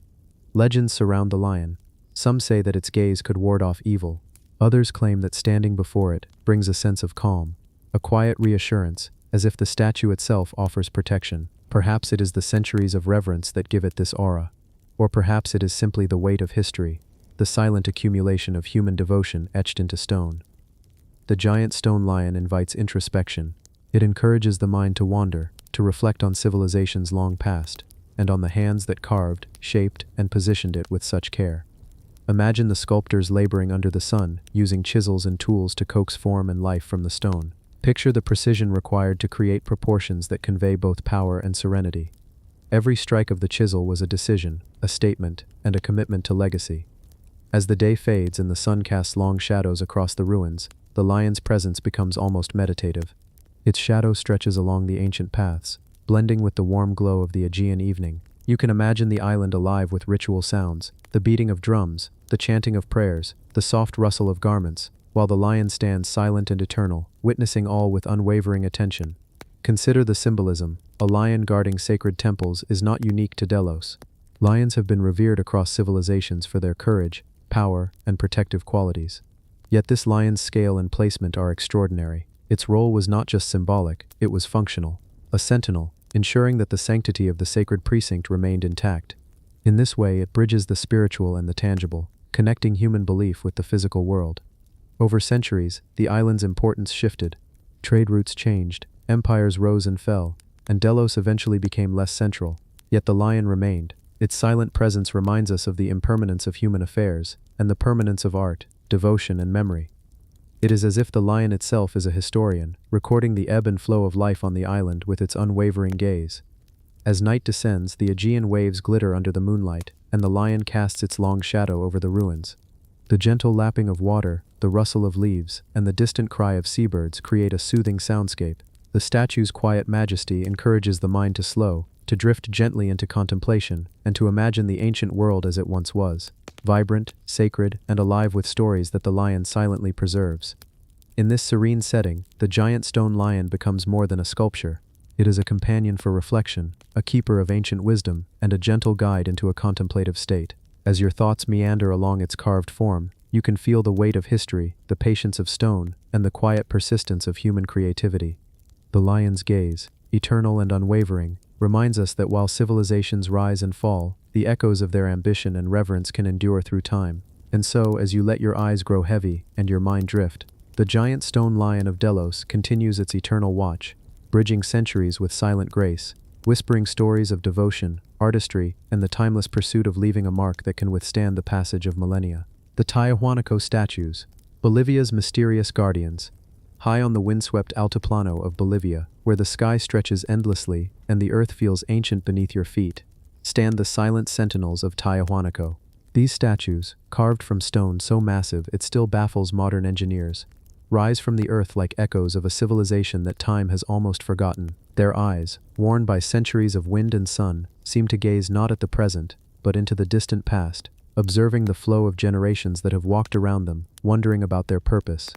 Each figure is colossal. The scale is almost unimaginable. To stand before one is to feel the weight of human ambition, skill, and devotion, all embedded in stone. The sculptors worked with materials and methods that are still debated by scholars today. How did they transport these stones? How did they carve them with such precision? These questions remain unanswered, and that mystery is part of their profound allure. Imagine walking across the flat plains, the wind carrying the chill from the nearby mountains, and coming upon one of these statues. The landscape is vast and quiet. You hear nothing but the soft crunch of stone beneath your feet and the distant call of birds. Then, there it is, a towering figure, perfectly positioned, staring outward as if it guards something sacred. Its presence is commanding yet calm, almost meditative. You can't help but pause, feeling both small and awed at the same time. The statues are not alone. They are accompanied by intricate stone carvings, monolithic gateways, and geometric patterns laid out on the ground with astonishing precision. Every element seems intentional, as if each placement and angle carries a meaning lost to history. Scholars have long debated the significance, religious symbolism, astronomical alignment, or perhaps markers of power and governance. None of these explanations feel complete. The aura of the site hints at something beyond human understanding, something that whispers of ancient knowledge and forgotten rituals. Walking among the statues, one can notice subtle details, the carefully chiseled facial features, the proportions that convey both authority and grace, the slight tilt of a head suggesting watchfulness or contemplation. It's almost as if the statues were designed to interact with those who approached, to inspire respect and reverence. Each stone seems alive in a very human way, bridging the gap between the observer and the creators who carved them so long ago. Tiahuanaco itself was once a thriving city, its people skilled in agriculture, engineering, and art. They built canals, terraces, and massive ceremonial platforms, all under the shadow of these guardians. One can imagine the bustle of daily life, the market noises, the rituals in the plazas, the clatter of tools on stone, all while these statues silently watched, connecting the spiritual and temporal realms. And yet, despite the city's vibrancy, so much of its history has been erased by time. The most famous of these statues, the Ponce monolith, stands over 4 meters tall. Its posture is formal, yet approachable, as if it invites contemplation rather than intimidation. Its hands, carved in a precise gesture, may hold symbolic meaning, though what exactly they signify is still uncertain. This ambiguity only deepens the fascination. It is a reminder that some of history's greatest achievements are also its most mysterious, crafted not just for function, but for the human need to leave a mark that endures. Tiahuanaco was not isolated. The statues seemed to communicate with the sun, with the horizon, with distant mountain peaks. Their alignment suggests a profound understanding of astronomy and the natural world. Perhaps they were markers of the seasons, tools for rituals, or gateways to spiritual realms.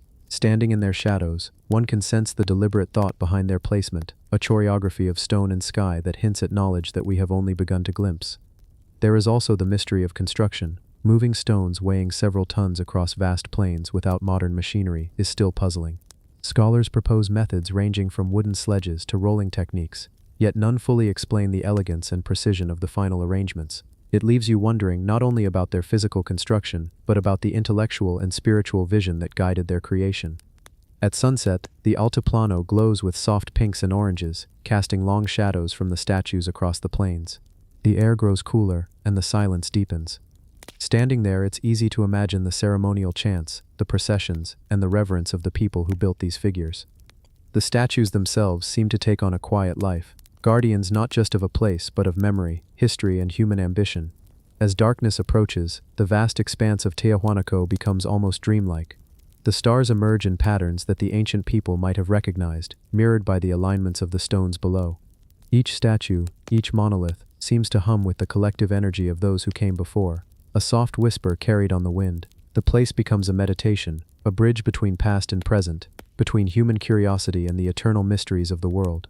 Finally, as you slowly step away, the statues remain, silent, majestic, and inscrutable. They do not demand answers, only respect. And as your eyes grow heavy, and the stories of their creators drift through your mind, you begin to understand, some mysteries are not meant to be solved. They are meant to be experienced, to be pondered, and to remind us of the enduring grandeur of human imagination. And so, the Tiahuanaco statues stand as timeless sentinels, offering a quiet lesson that wonder, awe, and curiosity can survive through millennia, resting gently in stone, whispering to anyone willing to listen. The Buddha of Kamakura, Japan. Nestled in the serene hills of Kamakura, Japan, stands a figure that has silently witnessed centuries unfold. The Great Buddha, or Daibutsu, rises gracefully above the ground, a bronze colossus that seems almost alive in the gentle breeze. Its calm gaze invites reflection, yet its sheer scale evokes awe, reminding us of the skill and devotion of the people who built it so long ago. Imagine approaching the statue, walking through the quiet paths lined with ancient trees, leaves rustling softly underfoot. The air feels cool and clean, carrying whispers of history. As you reach the clearing, the Great Buddha comes into view, towering over you. Its presence is commanding yet peaceful, a juxtaposition of might and serenity that only a masterful creation can achieve. The statue dates back to the 13th century, during the Kamakura period, a time of political change and cultural blossoming in Japan. Carved from bronze, the Great Buddha was initially housed within a temple, though centuries later the wooden structure succumbed to storms and earthquakes. Yet the Buddha remained, enduring the elements, standing exposed as a testament to human ambition and resilience. Its craftsmanship is remarkable. Every fold of its robe, every gentle curve of its hands and face, was meticulously planned and executed. Scholars and artisans alike marvel at the precision and artistry, even with the technological limits of the time. How did they mold and cast bronze on such a scale? How did they transport and assemble the massive pieces? These questions linger, unanswered, adding layers to the statue's mystique. Standing before the Great Buddha, you might notice the subtle play of light on its surface. Morning sun casts golden highlights, while the evening glow deepens the shadows, emphasizing the contours. It's as if the statue interacts with the passage of time itself, silently marking the rhythm of days and seasons. You can almost imagine the monks and pilgrims who have knelt before it for centuries, offering prayers and seeking guidance, their whispers blending with the wind. The statue's calm expression is iconic. There's a softness in its gaze, a meditative quality that seems to reach into your thoughts, urging stillness and introspection. Yet despite this serenity, the Buddha exudes presence and authority. It's a paradox that captures the imagination, strength within peace, eternity within a fleeting moment. Around the statue, nature has taken its course. Trees sway gently, birds sing, and small streams trickle nearby. The contrast between the living landscape and the bronze figure creates a harmony that is almost spiritual. It's easy to forget time while standing there, feeling connected to something larger than oneself. The statue becomes not just a relic of history, but a companion for reflection, inviting quiet contemplation. Over the centuries, the Great Buddha has endured natural disasters, wars, and cultural shifts. It has been repaired and maintained, but its essence remains untouched. Every dent, every patina mark tells a story. Silent chronicles of resilience and continuity. And yet the mystery remains. Why did the people of Kamakura dedicate so much effort to this single statue? Was it purely religious devotion, a display of civic pride, or something deeper, something we might never fully grasp? As you walk around the base, the scale of the Buddha becomes more apparent. Standing beside it, one feels dwarfed, humbled. The hands alone could cradle a person, and the head is massive, commanding attention without a word. There's an intimacy in this contrast. Though giant, it doesn't intimidate. Instead, it invites connection, almost as if the statue was designed to be a silent guide, leading visitors into reflection. Imagine the quiet of early morning, mist curling around the statue. A few monks walk along the paths, chanting softly. The sound echoes off the bronze and the hills, blending with the natural ambient noises. You can sense the rhythm of life that has unfolded here for centuries, the steady flow of pilgrims, the occasional visitor stopping in awe, and the gentle guardianship of the Great Buddha. The Great Buddha of Kamakura is more than a statue. It is a bridge between the past and present, a living symbol of faith, artistry, and human aspiration. It reminds us that while civilizations rise and fall, certain creations endure, carrying stories, emotions, and inspiration through time. As the sun begins to set, casting long shadows over the surrounding hills, the Buddha remains serene. Its calm presence invites a sense of closure, a gentle reminder that not all mysteries demand answers. Some are meant to be experienced, slowly, quietly, allowing the mind to wander, to imagine, and to dream. And as your eyes grow heavy, and the world becomes soft and distant, the great Buddha of Kamakura stands watch, timeless and silent, guiding you gently into the quiet realms of thought and sleep, where wonder continues without end. The stone guardians of Mycenae, Greece. In the hills of the Peloponnese, where the sun casts long golden shadows over ancient ruins, stand the silent sentinels of a long-forgotten world. The citadel of Mycenae, once the heart of a mighty civilization, is still watched over by the massive stone guardians, the Lion Gate, towering walls, and megalithic structures that seem almost alive in their quiet power. Walking through the arched Lion Gate, you can feel the weight of history pressing softly against your senses. The two stone lions carved above the entrance gaze down, frozen in a moment of eternal vigilance. They have seen armies march, kings rule, and centuries pass. Every time you look at them, it's as if they are measuring your presence, silently questioning your understanding of their time. The walls of Mycenae are equally astonishing. Built with enormous stones, some weighing dozens of tons, they rise in unyielding strength around the ancient citadel. The Cyclopean masonry, named for the mythical giants thought capable of such feats, still baffles architects and historians. How did humans, with bronze and stone tools alone, move and stack these enormous blocks with such precision? The mystery lingers like the scent of the Mediterranean winds, impossible to ignore. Imagine standing in the central courtyard of Mycenae. The earth is uneven underfoot, remnants of centuries-old paths hidden beneath grasses and small stones. The stones themselves tell stories. Their surface bears the marks of labor, subtle textures that speak of hands and tools. Yet these hands remain unseen, unknown. You can almost imagine the builders, silent, determined, moving blocks with sheer will and ingenuity, guided by knowledge that has slipped through the cracks of history. The Lion Gate itself is a marvel, not only of scale but of symbolism. The two lions stand with paws raised, in a pose of both protection and authority. Carved from limestone, the figures are striking in their symmetry and detail, from the muscular definition to the expressive faces. Scholars debate whether these were lions at all, or perhaps mythical creatures, guardians of the city, meant to ward off intruders, both mortal and spiritual. The citadel of Mycenae is more than just fortifications. Within its walls lie graves and palaces, each telling fragments of lives long gone. The shaft graves, discovered with treasure and artifacts, suggest a society of great wealth and ritual significance. Gold masks, jewelry, and weapons reveal both artistry and power, but the hands that created them are now dust, and yet their presence lingers, whispering across millennia, carried by the stones themselves. As you wander the ruins, the scale of Mycenae becomes clear. The Acropolis perches above the surrounding plains, offering a commanding view. You can imagine the sentries pacing along the walls, scanning the horizon, alert to any threat. Today the only movement is the wind, rustling through grasses and shaking small stones loose from the massive walls. The silence is profound, broken only by the soft echoes of your footsteps, amplifying the sense of solitude and history intertwined. The mysteries of Mycenae are not confined to its architecture. What drove this civilization to such monumental feats? How did they organize labor, transport massive stones, and maintain social order sufficient to create these enduring structures? And why, after centuries of flourishing, did this powerful culture fade from prominence, leaving these silent guardians behind? Questions echo through the ruins, unanswered, inviting reflection rather than resolution. The Lion Gate and the walls have endured earthquakes, wars, and the ravages of time. Each stone, each carved figure, stands as a testament to both human ingenuity and the impermanence of power. Even as empires rose and fell, these guardians remained.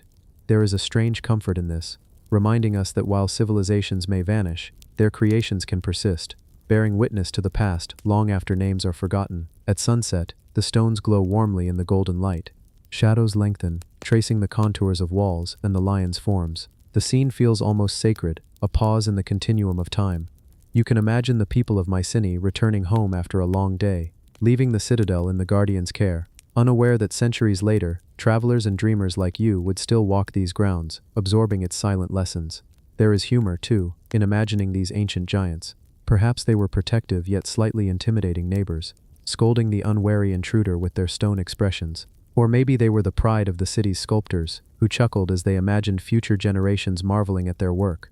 In their quiet way, these stone figures still share that subtle laughter with anyone willing to linger, notice, and listen. As darkness falls, Mycenae becomes almost ethereal. The Lion Gate watches over the Acropolis, the walls tower in protective silence, and the memories of the ancient civilization settle gently into the earth. Standing there, one feels small, humbled, yet connected to the builders, the guardians, and the passage of time itself. The story of Mycenae is not just in written history, but in the enduring presence of stone that speaks to the imagination and spirit.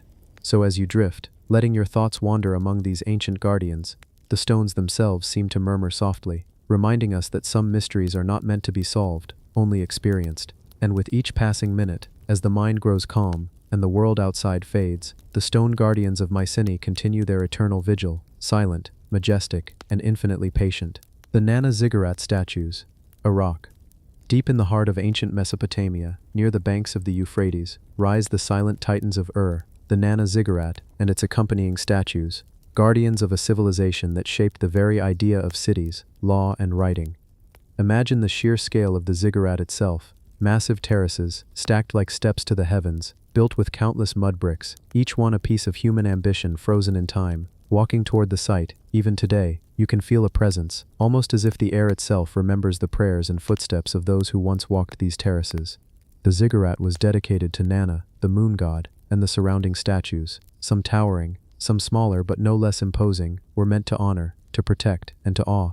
You can almost imagine priests climbing the steps in flowing robes, their chants carried by the wind, echoing softly over centuries. The statues, weathered by time, still retain a majestic aura. Carved from stone and baked clay, they depict kings, deities, and symbolic figures. Their faces, though eroded, project a quiet authority.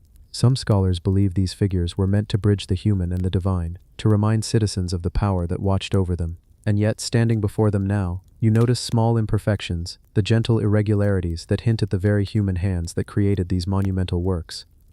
It's easy to marvel at the scale of construction. Moving massive stones and mud bricks without modern machinery must have required extraordinary organization, vision, and cooperation. And yet, there are no detailed records of how this was achieved. Some propose ramps, rollers, sheer manpower, or even techniques lost to history. Every brick seems to whisper the answer. But the secret remains just beyond our reach, hidden in the folds of time. Picture the ziggurat during its prime. Sunlight glimmers off the whitewashed exterior, while colorful tiles, long since faded, would have glinted like stars in the harsh Mesopotamian sun. Crowds of citizens might have gathered for festivals, bringing offerings and gifts to the gods. Children played nearby, oblivious to the enormity of the structures looming above, while priests and rulers walked the terraces, performing rituals that linked heaven and earth. The surrounding statues add a layer of wonder. Some depict bulls, a symbol of strength. Others show gods with serene faces, their expressions almost conversational. Perhaps the ancient people imagined that these stone figures could interact with humans, guiding them, protecting them, or silently judging their actions. Today they appear still, but there's a strange intimacy, as if they are waiting for us to notice the details we often overlook. The carved folds of robes, the stance of a deity's hand, the faint traces of paint that hint at their former glory. Exploring the terraces, one realizes the ziggurat is not just a building, but a statement, a declaration of human ambition, ingenuity, and reverence. Each level represents effort, devotion, and a desire to reach higher, both physically and spiritually. And as your eyes follow the steps upward, it's easy to feel a strange connection, imagining how countless generations of workers and worshippers once interacted with this towering monument. The surrounding landscape adds to the mystery. Desert winds sweep across the site, carrying whispers from the past. Small fragments of pottery, broken statues, and scattered bricks litter the ground, remnants of lives long gone. And yet, despite the passage of millennia, the ziggurat stands strong, proud, and patient. It is both a question and an answer, a monument to what humans can achieve, and a reminder of how little we truly know about the hands that shaped history. Humor, in a quiet way, can be imagined too. Perhaps the builders joked about the size of the bricks, or about the tedious climb up each terrace. Perhaps priests and kings debated which deity deserved the tallest statue, or the most ornate robes. Even in their solemnity, these monumental structures carry traces of human life, a gentle reminder that history was made by people who laughed, struggled, and dreamed, much like us. As twilight descends, the shadows of the statues stretch across the terraces. The ziggurat glows faintly in the warm, fading light, The silence of envelops you. It's a place where time slows, where the weight of history presses softly against your senses, and where imagination bridges the gap between the past and the present. So as your mind begins to drift, consider the giants of Their eyes carved in stone have watched centuries pass. Their steps may have been cemented in mud and brick, but their presence continues to guide, to awe, and to inspire. And as sleep slowly takes hold, let the mystery of the Nana ziggurat and its towering statues settle softly into your dreams, a reminder of the extraordinary legacy that humanity leaves behind. The giant pharaoh Seti I. Statues. Egypt. Amid the vast golden plains along the Nile, where the river winds lazily through endless desert, stand the colossal statues of Pharaoh Seti I. These are not mere monuments, they are silent sentinels of a bygone era, guardians of a civilization that has long faded into the whispers of history. Each figure towers over the earth, carved with remarkable precision to honor a ruler whose reign marked a pinnacle of Egyptian power, ambition, and devotion. Walking toward them, you feel the weight of centuries pressing gently upon your shoulders. The statues are immense, and their scale is almost disorienting. A single glance upward can make your neck ache, your eyes tracing the curves of shoulders, the folds of ceremonial robes, and the headdresses that mark royal authority. They are immovable, yet they command the space with such quiet presence that you almost imagine them breathing, observing the desert around them. Every chiseled line tells a story. The hands that carved these figures worked tirelessly, likely under the scorching sun, guided by the meticulous demands of Pharaoh Seti I. Each detail, from the delicate inlays of his collar to the inscriptions etched along the sides of the statues, reflects centuries of expertise passed from master to apprentice. Traces of the original paint cling stubbornly to the stone, giving us faint glimpses of a once vibrant tableau that shimmered like sunlight on the Nile, illuminating the pharaoh's image in a brilliance long faded. And yet, imperfections remain. Perhaps a hand slightly larger than intended, a finger curved differently, a chin that seems a little sharper in one statue than the other. These subtleties remind us that humans, with all their skill and patience, created these stone giants. Still, the effect is divine. Standing before them, one can almost hear the hushed conversations of priests, the distant calls of laborers, and the quiet prayers of citizens hoping for protection under the pharaoh's gaze. Imagine life around these statues thousands of years ago. Workers carving granite by hand, sweat dripping into the sand, laughter echoing across the construction site. Perhaps someone joked about the pharaoh's unyielding demands, while another muttered about the impossibility of raising a statue to this height without angering the gods. The air would have been filled with the sounds of chisels, the creaking of wooden scaffolds, and the quiet rustle of desert wind carrying grains of sand like whispers of the past. These statues were not merely decorative, they were messages, eternal proclamations of power, authority, and divine connection. They watched over temples, tombs, and the lands of Pharaoh Seti I. Travelers might have paused in awe at their feet, farmers lifting their heads from the fields to glimpse the mighty figures in the distance, and priests offering incense, chants, and prayers to the gods in their shadow. In every detail, the statues communicate ambition, reverence, and an enduring desire to leave a mark that time cannot erase. As the sun drifts across the sky, the statues cast ever-lengthening shadows. The golden light highlights the contours of the pharaoh's face, the folds of his robes, and the intricate hieroglyphics carved into the base. The wind carries the scent of dry sand, a faint trace of the Nile's waters, and the echoes of countless centuries. The statues seem almost contemplative, their silent presence offering a bridge between our time and theirs. Step closer and notice the inscriptions that tell stories long forgotten, tales of battles, victories, offerings, and rituals. They speak of a ruler who sought not only to govern but to immortalize his reign. These carvings, painstakingly etched into stone, were designed to endure. They tell us something profound about the people who created them, about their dedication, artistry, and their understanding of mortality. The pharaoh might be gone, but his image, his presence, remains, and humor too may have existed here. One can imagine artisans joking quietly about the pharaoh's perfectionism, or debating the exact proportions of a statue while the sun burned overhead. Perhaps a young apprentice whispered to a friend about the absurdity of raising a 12-meter-high stone figure without modern machinery, yet did so with reverence and pride. These moments, long buried beneath the sands, bring life to the silent giants. Even erosion and the slow passage of time cannot diminish their impact. Each crack, each weathered corner, tells a story of centuries endured, sandstorms, floods, and the shifting desert floor. Yet through it all, they remain, steadfast and monumental. They remind us of the patience, the ambition, and the awe-inspiring capability of ancient civilizations. As the sun dips low and the sky turns a deep orange, the statues become shadowed silhouettes against the fading light. The desert grows quiet, the wind softening to a whisper, and in this calm, you realize that the Pharaoh Seti I statues are more than stone. They are storytellers, guardians, and timekeepers, bridging the gap between the ancient world and our modern imagination. So, as your eyes grow heavy and the day slips quietly away, let these colossal figures guide your thoughts. Let the weight of their history, the dedication of their creators, and the enduring mystery of their existence lull you into a state of reflection. Imagine the pharaoh watching over his kingdom, not with anger or power, but with a quiet vigilance, allowing you to drift gently into the mysteries of history and the calm of sleep. The giant bronze warrior of Riace, Italy. Deep beneath the Mediterranean waves, just off the coast of Riace in southern Italy, lay a secret that had been hiding for centuries. Two colossal figures, forgotten by time, were waiting patiently for someone to notice.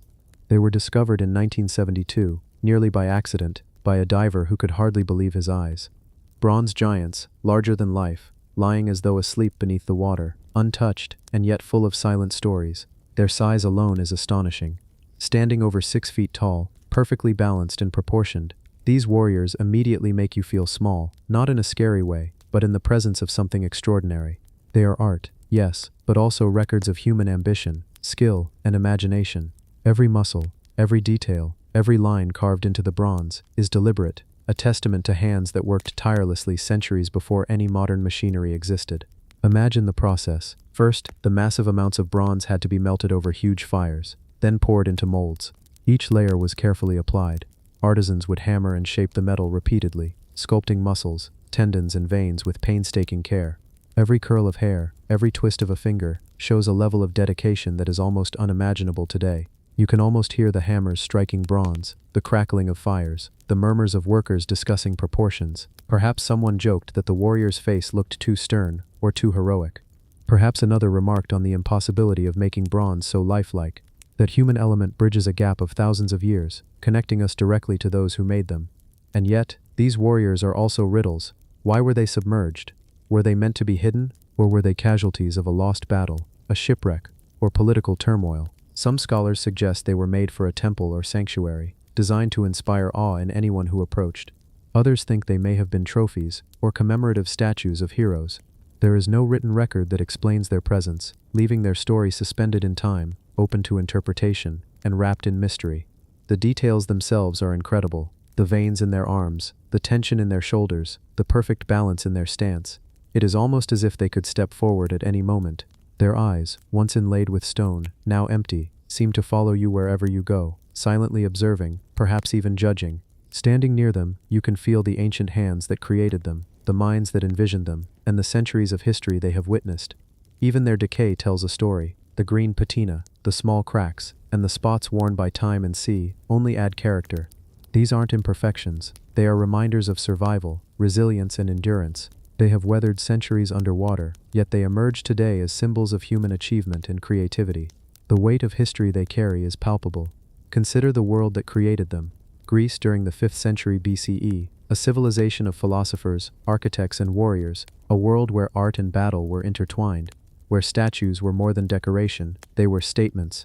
The bronze warriors of Riace were not mere representations, they were ideals of strength, courage, and skill. And yet their story remains incomplete. Standing before them, you might imagine them in their original context. Perhaps they guarded a temple or overlooked a city square. Perhaps they were witnesses to ceremonies, festivals, and battles long gone. And now, centuries later, they watch silently as we wander past. Our smartphones, cameras, and modern lives, a far cry from the hands that created them. There's a certain quiet humor in imagining their reaction if they could see us now. So humans still look small next to us, one might joke. Or perhaps they would observe silently, smiling at our attempts to understand what was done so long ago. That humor, subtle and human, makes them feel alive, relatable, and timeless all at once. The discovery itself was miraculous. Lying more than 6 meters underwater, perfectly preserved, the diver's astonishment cannot be overstated. Imagine your heart racing as you swim closer, seeing the sun glinting off bronze that had been untouched for centuries. The sheer surprise, wonder, and disbelief are palpable, and as they were carefully raised, transported, and restored, each detail told a story of ancient hands, ancient vision, and the extraordinary ambition of people who existed long before our modern world. Now, in the museum, visitors can approach these giants and almost feel their presence. They are intimidating, yet strangely comforting. They are reminders that human creativity has always been boundless. They teach patience, vision, and the power of persistence. Every crack, every imperfection, every shadowed detail reminds us that time moves on, yet greatness endures. And there's still so much mystery. Who exactly commissioned these statues? Were they part of a pair, a series, or even a larger ensemble we haven't yet discovered? What tools and techniques were truly used? How did they achieve such lifelike detail in bronze without modern technology? These questions linger, whispering across the centuries, and perhaps that's exactly how it should be. Some mysteries are meant to remain, quietly nudging our curiosity, inspiring our imagination, and reminding us that history is far richer and stranger than we often realize. As your mind begins to drift, let the bronze warriors of Riase stand beside you. Feel their presence, their strength, and their silent stories. Imagine the workshops, the fires, the hammers, the laughter, the focus, the tireless dedication. Picture the waves lapping against the bronze as centuries passed, and the world above changed beyond recognition. They remain, timeless and monumental, inviting you to rest, wonder, and dream. Tonight, as sleep slowly comes, let these giants remind you of human potential, of creativity that defies time, and of mysteries that are meant to be explored gently, without rush, without answers, only awe. And perhaps, in that quiet space between consciousness and dreams, you'll find yourself walking beside them, listening to the echoes of the past, and feeling the quiet majesty of two warriors who have waited patiently for you to notice them. The granite statues of Heliopolis, Egypt. In the heart of ancient Egypt, the city of Heliopolis was once a hub of knowledge, religion, and monumental architecture. But among the ruins that remain, one feature continues to baffle archaeologists and captivate imaginations: the massive granite statues scattered across this once great city. These are not ordinary statues. They are immense, carved from solid granite, and stand as silent witnesses to a civilization that thrived thousands of years ago. Imagine walking through the ruins, the sand shifting under your feet, and suddenly seeing a figure that towers above you. It's not just big, it's imposing. Every line, every detail, every proportion tells you that the hands which shaped it were skilled beyond comprehension. The size alone makes them extraordinary. Granite is not easy to work with, even today. Yet the ancient Egyptians carved these statues with remarkable precision.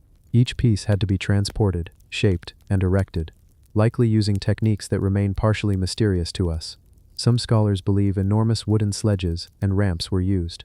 Others think it required coordinated human effort on a scale that boggles the mind. Regardless, the result is awe-inspiring.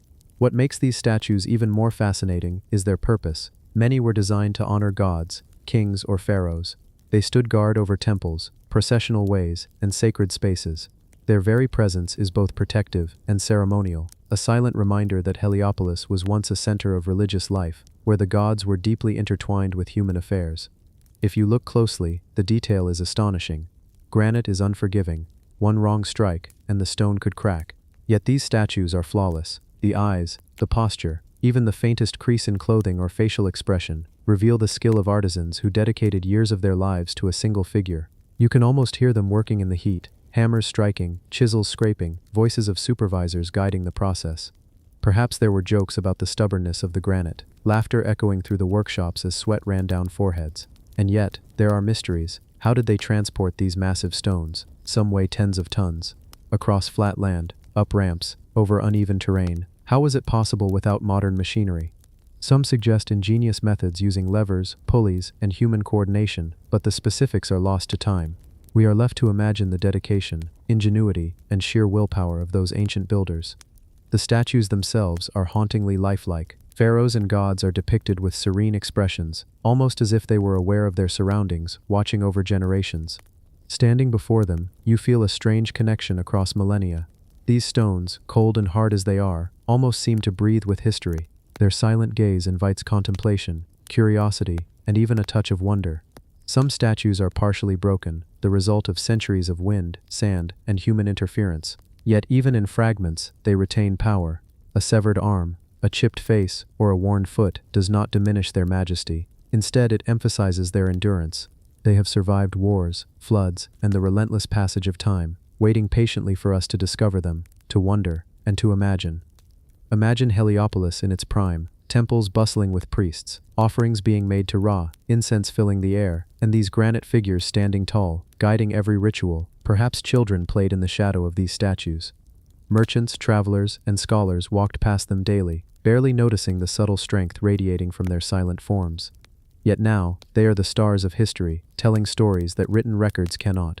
There is also a quiet humor in imagining what these statues might think of us today.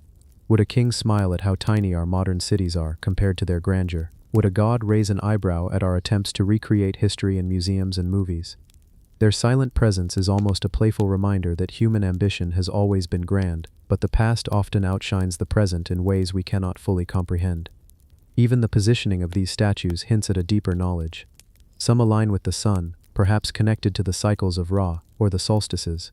Others face sacred temples, guiding spiritual journeys or marking ceremonial paths. Every angle, every placement, seems intentional, carefully considered by people who understood both art and astronomy.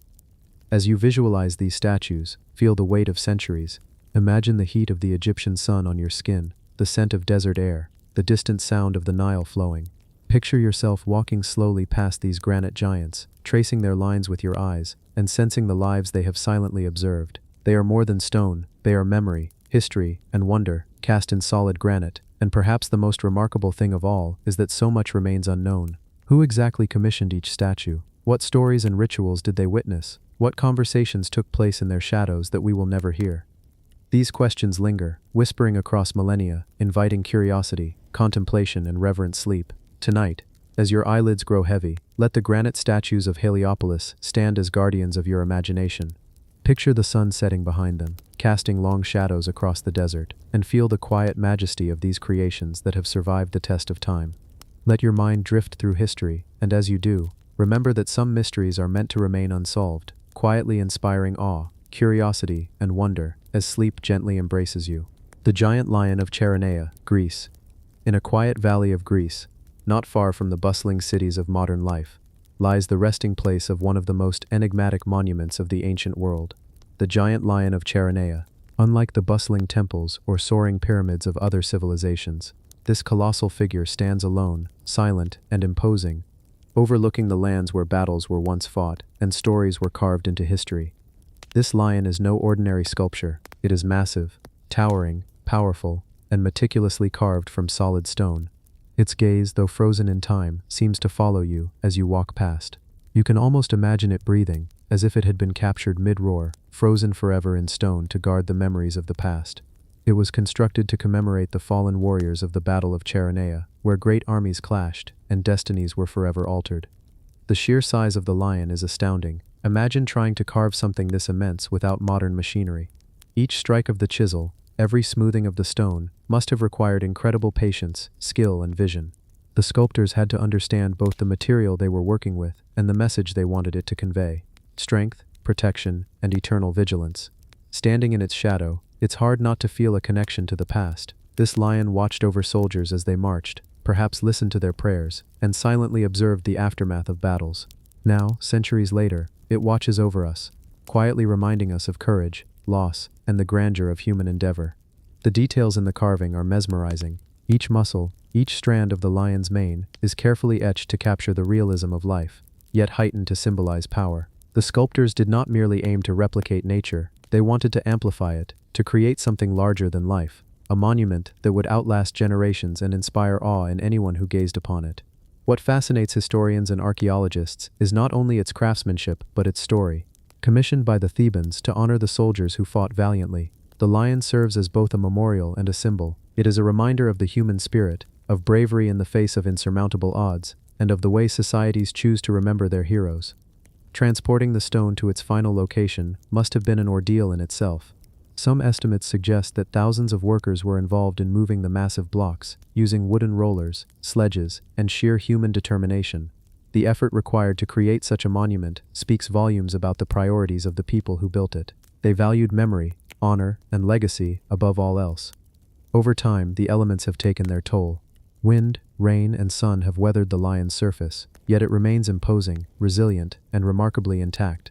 Perhaps this is the most humbling aspect of standing before it, realizing that something carved so long ago can endure centuries, outlasting the lives of countless humans, witnessing the rise and fall of civilizations. And yet, there is a quiet humor in imagining the lion in its original context. Soldiers marching past it, generals pausing for strategy, children playing in the shadows. It was part of daily life, and yet, we often approach it now as something mystical, monumental, and almost untouchable. Perhaps the sculptors never imagined that future generations would stare in awe, imagining whispers of the past carried in the stone. The positioning of the lion is deliberate. It faces the battlefield, its gaze directed towards the site of courage and sacrifice. Every angle, every contour, was planned to evoke emotion, respect, and reverence. The sculptors understood that memory is not only preserved in words but also in stone, in form, in presence. Walking away from the lion, you carry a sense of quiet reflection. Its magnitude impresses itself upon your mind, not through spectacle alone, but through history, purpose, and enduring artistry. It reminds us that humans have always sought to immortalize the things that matter: valor, legacy, and memory. As your eyes grow heavy, imagine standing in the valley at sunset. Shadows stretch long across the ground, the golden light caresses the lion's face, and the air is still. The giant lion of Cheronea remains, a sentinel over time, a storyteller without words, and as sleep takes you, let its silent roar echo softly in your mind, carrying tales of bravery, history, and the enduring power of monumental creation. The giant Buddha of Nanzhao, China. High in the misty mountains of Yunnan, where the clouds drift lazily over jagged cliffs and rivers whisper secrets from centuries past, stands the giant Buddha of Nanzhao. Its presence is so serene, so commanding, that even the wind seems to bend around it, careful not to disturb its quiet watch. This colossal stone figure is not just a monument, it is a guardian of history, a witness to empires rising and falling, and a reminder that human ambition can leave marks that defy both time and imagination. The Nanzhao kingdom, which flourished between the 8th and 13th centuries, left behind few written records, but this Buddha speaks. Its stone surface, smoothed and weathered by centuries of monsoon rains, tells stories that scrolls could never capture. Each crack, each line etched by the passage of time, carries whispers of artisans who, without modern tools, carved their devotion into mountains. Approaching the statue, the path winds through thick forests, where ancient trees reach toward the sky like silent spectators. The sound of distant waterfalls mingles with the occasional flutter of birds, and perhaps a curious monkey pauses to watch travelers, as if approving of their journey. It is a place where every step slows the mind, where the rhythm of breathing matches the rhythm of the land itself. The Buddha's face, calm and contemplative, invites reflection. Some scholars argue about the exact techniques used to carve this giant from solid rock. How did artisans, relying on chisels, hammers, and sheer human effort, bring such perfection to life? The shoulders, the folds of the robe, even the faint hint of a smile, each detail is a marvel of engineering and artistry. And yet, there is a certain imperfection, the kind that reminds us this was crafted by hands, not machines. Local legends say that on misty mornings, the Buddha seems to breathe, its stone chest rising and falling with the rhythm of the mountains.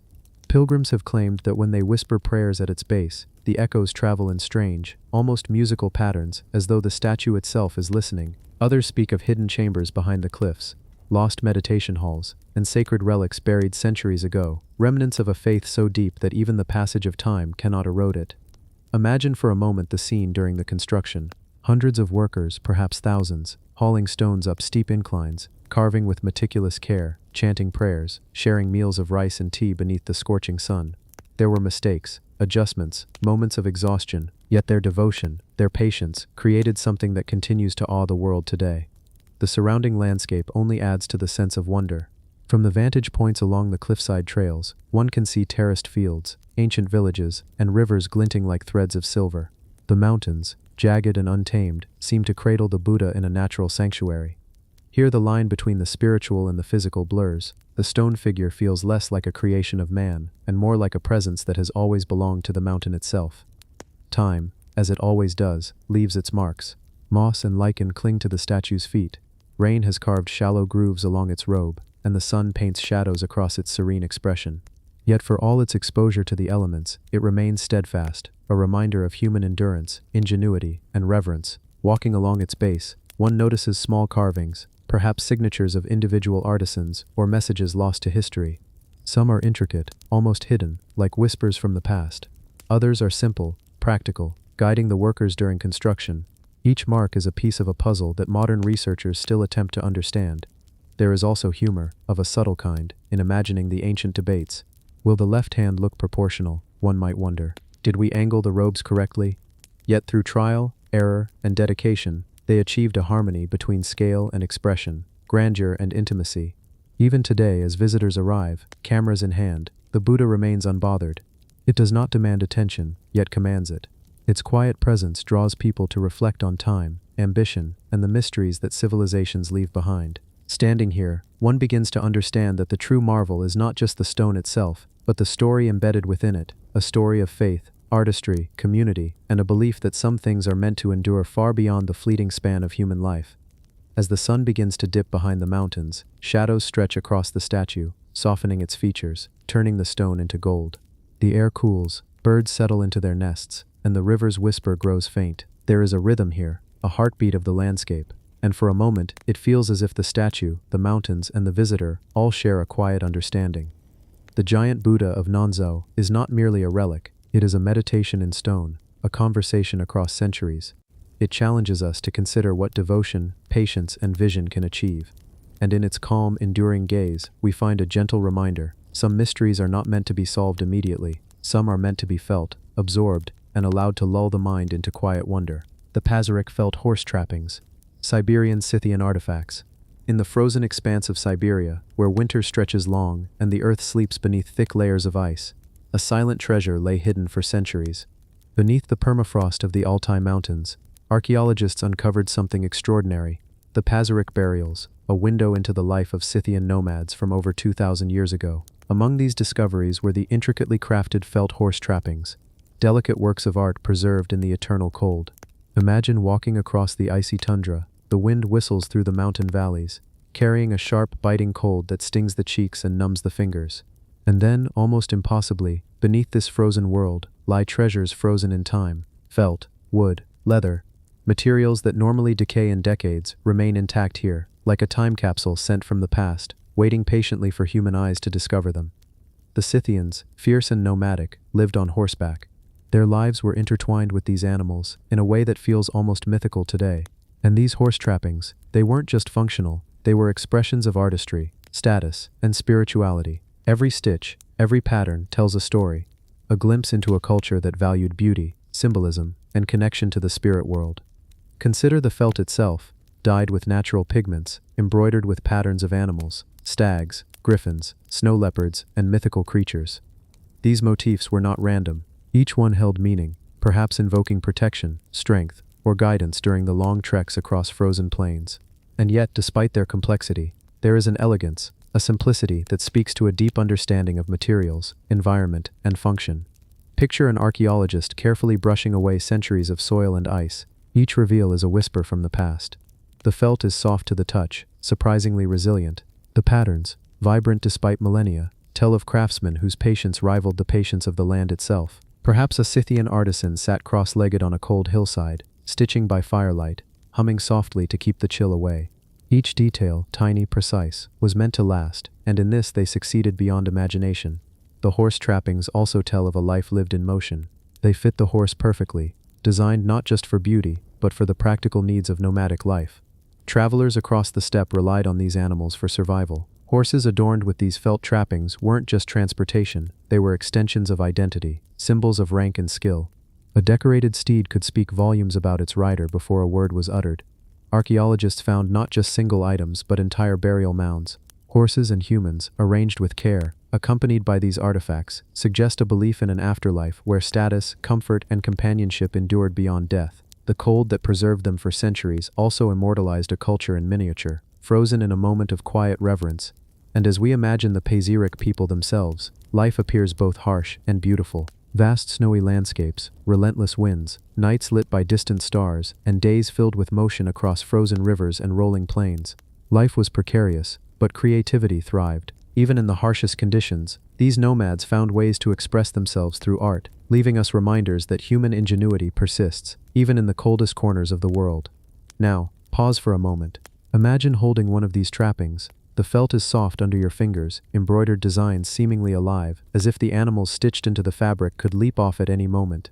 The sense of connection to people long gone is profound, and perhaps, in that moment, the wind howling outside, you feel a twinge of awe and maybe a little comfort, knowing that human stories, craftsmanship, and imagination can endure even the harshest conditions. The Pazyryk, felt horse trappings are more than just artifacts.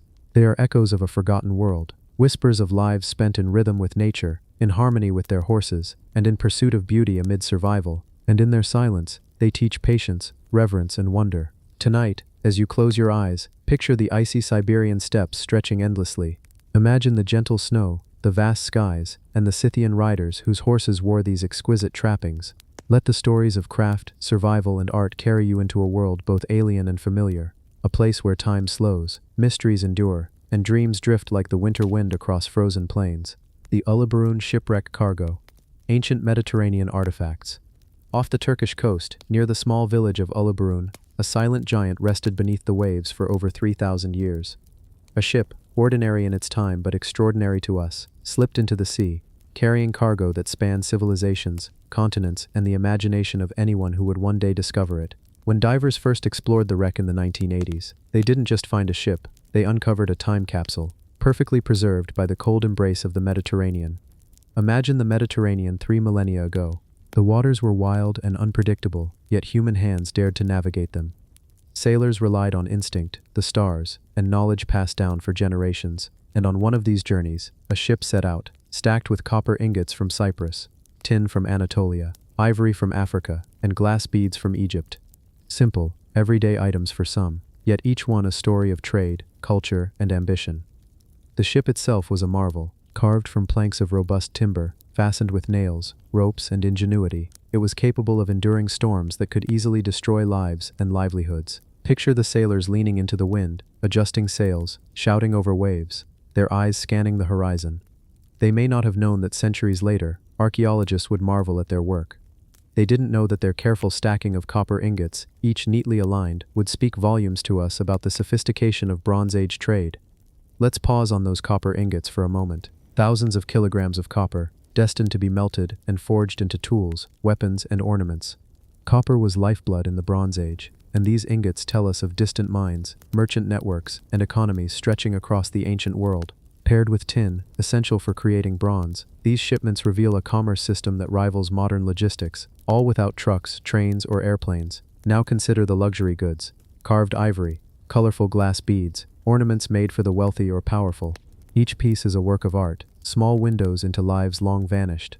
Did a wealthy merchant dream of a distant palace, imagining these items displayed for all to see? Did a craftsman spend months carving intricate patterns, only for them to be loaded onto a ship destined for an unknown horizon? These objects carry human emotion across time. They speak of pride, skill, ambition, and sometimes even desperation. The divers who explored the Uluburun wreck had their own challenges. Descending into darkness, they faced strong currents, fragile artifacts, and uncertainty at every turn. Each item had to be lifted carefully, almost reverently, to avoid breaking a link to the past. Imagine brushing centuries of sediment off a delicate glass bead, knowing that it had traveled thousands of miles and survived storms, shipwreck, and the relentless sea. Each discovery was a heartbeat connecting us to people we could never meet, yet whose lives resonate with our own. But the cargo wasn't just luxurious items. Everyday objects, pottery, tools, containers, offer insights into how people lived, ate, and worked. They show us that trade wasn't just about wealth or prestige. It was about survival, adaptation, and ingenuity. Each jar, each tool, each ingot carried with it stories of risk, of daring voyages, and of the quiet resilience of those who made the ancient world function. Step back for a moment and picture the ship as it sank. The waves crash, the wind howls, and in the chaos, people scramble, trying to save what they can. Perhaps the ship hit a hidden rock or was caught in a sudden storm. We will never know the exact details, but the wreck remains, frozen in time, telling a story that words alone cannot capture. It is an eerie reminder of the fragility of life, the persistence of human ambition, and the surprising endurance of human creations. Even now, underwater archaeologists continue to study the wreck. They map the site meticulously, photographing, cataloging, and piecing together fragments of history. Each artifact, whether a massive copper ingot or a tiny bead, contributes to a larger picture, a snapshot of life, commerce, and culture in a time long forgotten. And each discovery deepens our wonder at how connected ancient civilizations really were. Now let's imagine life aboard the ship: the sailors, the merchants, the craftsmen, all navigating the unknown, bound together by necessity and trust. Maybe they laughed, shared stories, or argued over navigation. Maybe they celebrated a successful trade, or mourned a loss. These human touches are invisible in the artifacts themselves, but the objects allow us to feel them, to imagine their lives in ways that textbooks cannot convey. And as we drift with this story, we see the scale of human ingenuity.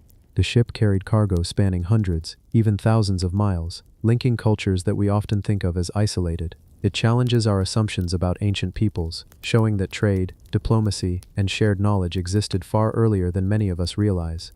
These artifacts are proof of our ancestors' daring, their ambition, and their skill. So as you listen tonight, picture the Mediterranean Sea, calm and mysterious, holding its secrets beneath waves that shimmer with sunlight. Picture the ship, lying silently, its cargo resting where it sank, waiting patiently to speak to the world. Let the rhythm of the waves, the mystery of the ship, and the human stories it carries lull you gently. Let curiosity drift you into a quiet contemplation of the past, where time stretches, and history whispers in the ocean's embrace.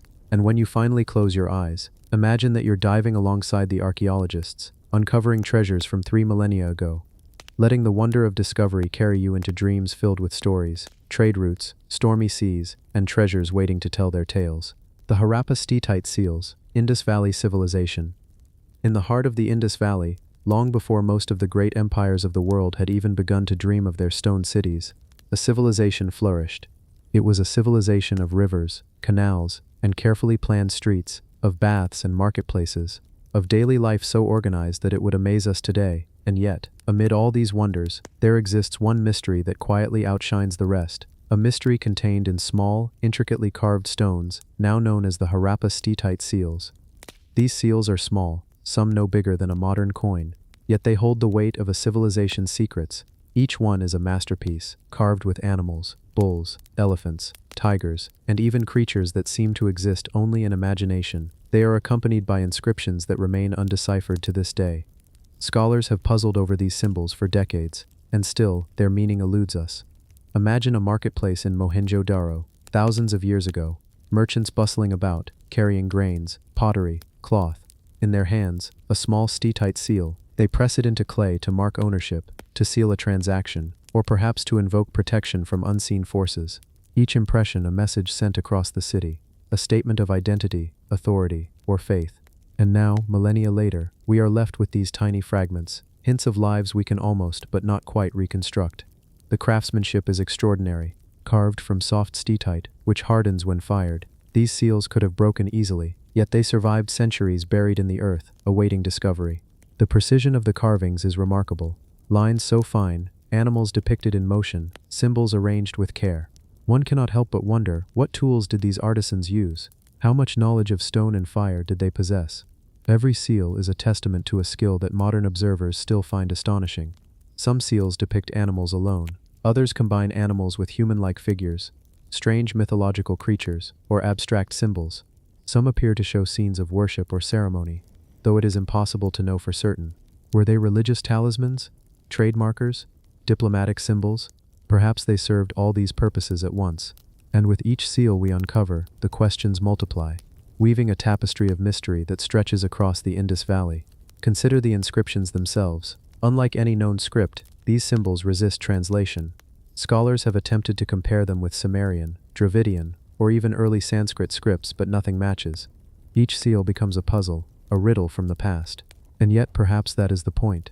Perhaps these symbols were never meant to be fully understood by outsiders, but to serve as a sacred or practical language known only to the people who live there. Even the animals are not always what they seem. Some are recognizable, like the humped bull or the elephant. Others are more enigmatic. There is the so-called unicorn seal, a creature with a single, long horn. Was it real, imagined, symbolic? Its presence hints at beliefs, myths, or cultural practices that are lost to us. Each seal is a story, a fragment of imagination frozen in stone. The scale of this mystery is immense. Thousands of seals have been uncovered at sites like Harappa, Mohenjo-Daro, and Lothal. Each one is unique, yet together they form a language of images and symbols that speaks across millennia. And as we study them, we feel a connection to people long gone. We sense their curiosity, their creativity, and their desire to leave a mark, even if the world would one day forget its meaning. The materials themselves reveal another layer of mystery. Steatite, soft yet durable, was carefully sourced and prepared. The artisans fired it to make it hard, ensuring longevity. The choice of material, the precision of the carvings, and the scale of production all suggest a society deeply invested in communication, trade, and perhaps ritual. These were not casual creations. They were significant, meaningful, and likely revered. As we ponder these seals, it is impossible not to reflect on the people who made them. What was life like in the Indus Valley? How did they think, trade, and worship? What stories did they tell their children as they carved these stones, and what secrets did they intend to pass down through these small yet powerful artifacts? Some seals have depictions of people riding animals or holding objects whose purposes are unclear. Some show scenes that may represent ceremonies, markets, or offerings. And in all these tiny images, we see a world that was rich, complex, and sophisticated, a civilization as remarkable in its achievements as any that followed. And yet, for all the beauty and mystery, the Steatite seals remain an enigma. Despite centuries of study, no one has fully deciphered their script or confirmed their exact function. They are messages in a bottle from a civilization lost to time, reminders that human history is vast, layered, and full of secrets. So as you close your eyes tonight, think of the artisans who shaped each tiny seal with care. Imagine the marketplaces, the ceremonies, the daily lives that these stones witnessed. Let the mystery of the Harappa Steatite seals drift gently into your mind, a story of skill, imagination, and the enduring human desire to communicate across time. Even in their small size, these seals hold a magnitude of wonder that rivals the largest pyramids or tallest statues. And as you let the story settle, remember that some secrets of the past are meant to be savored slowly, letting curiosity linger, letting sleep take you into a world where the voices of ancient civilizations whisper softly, guiding you through the mysteries they left behind.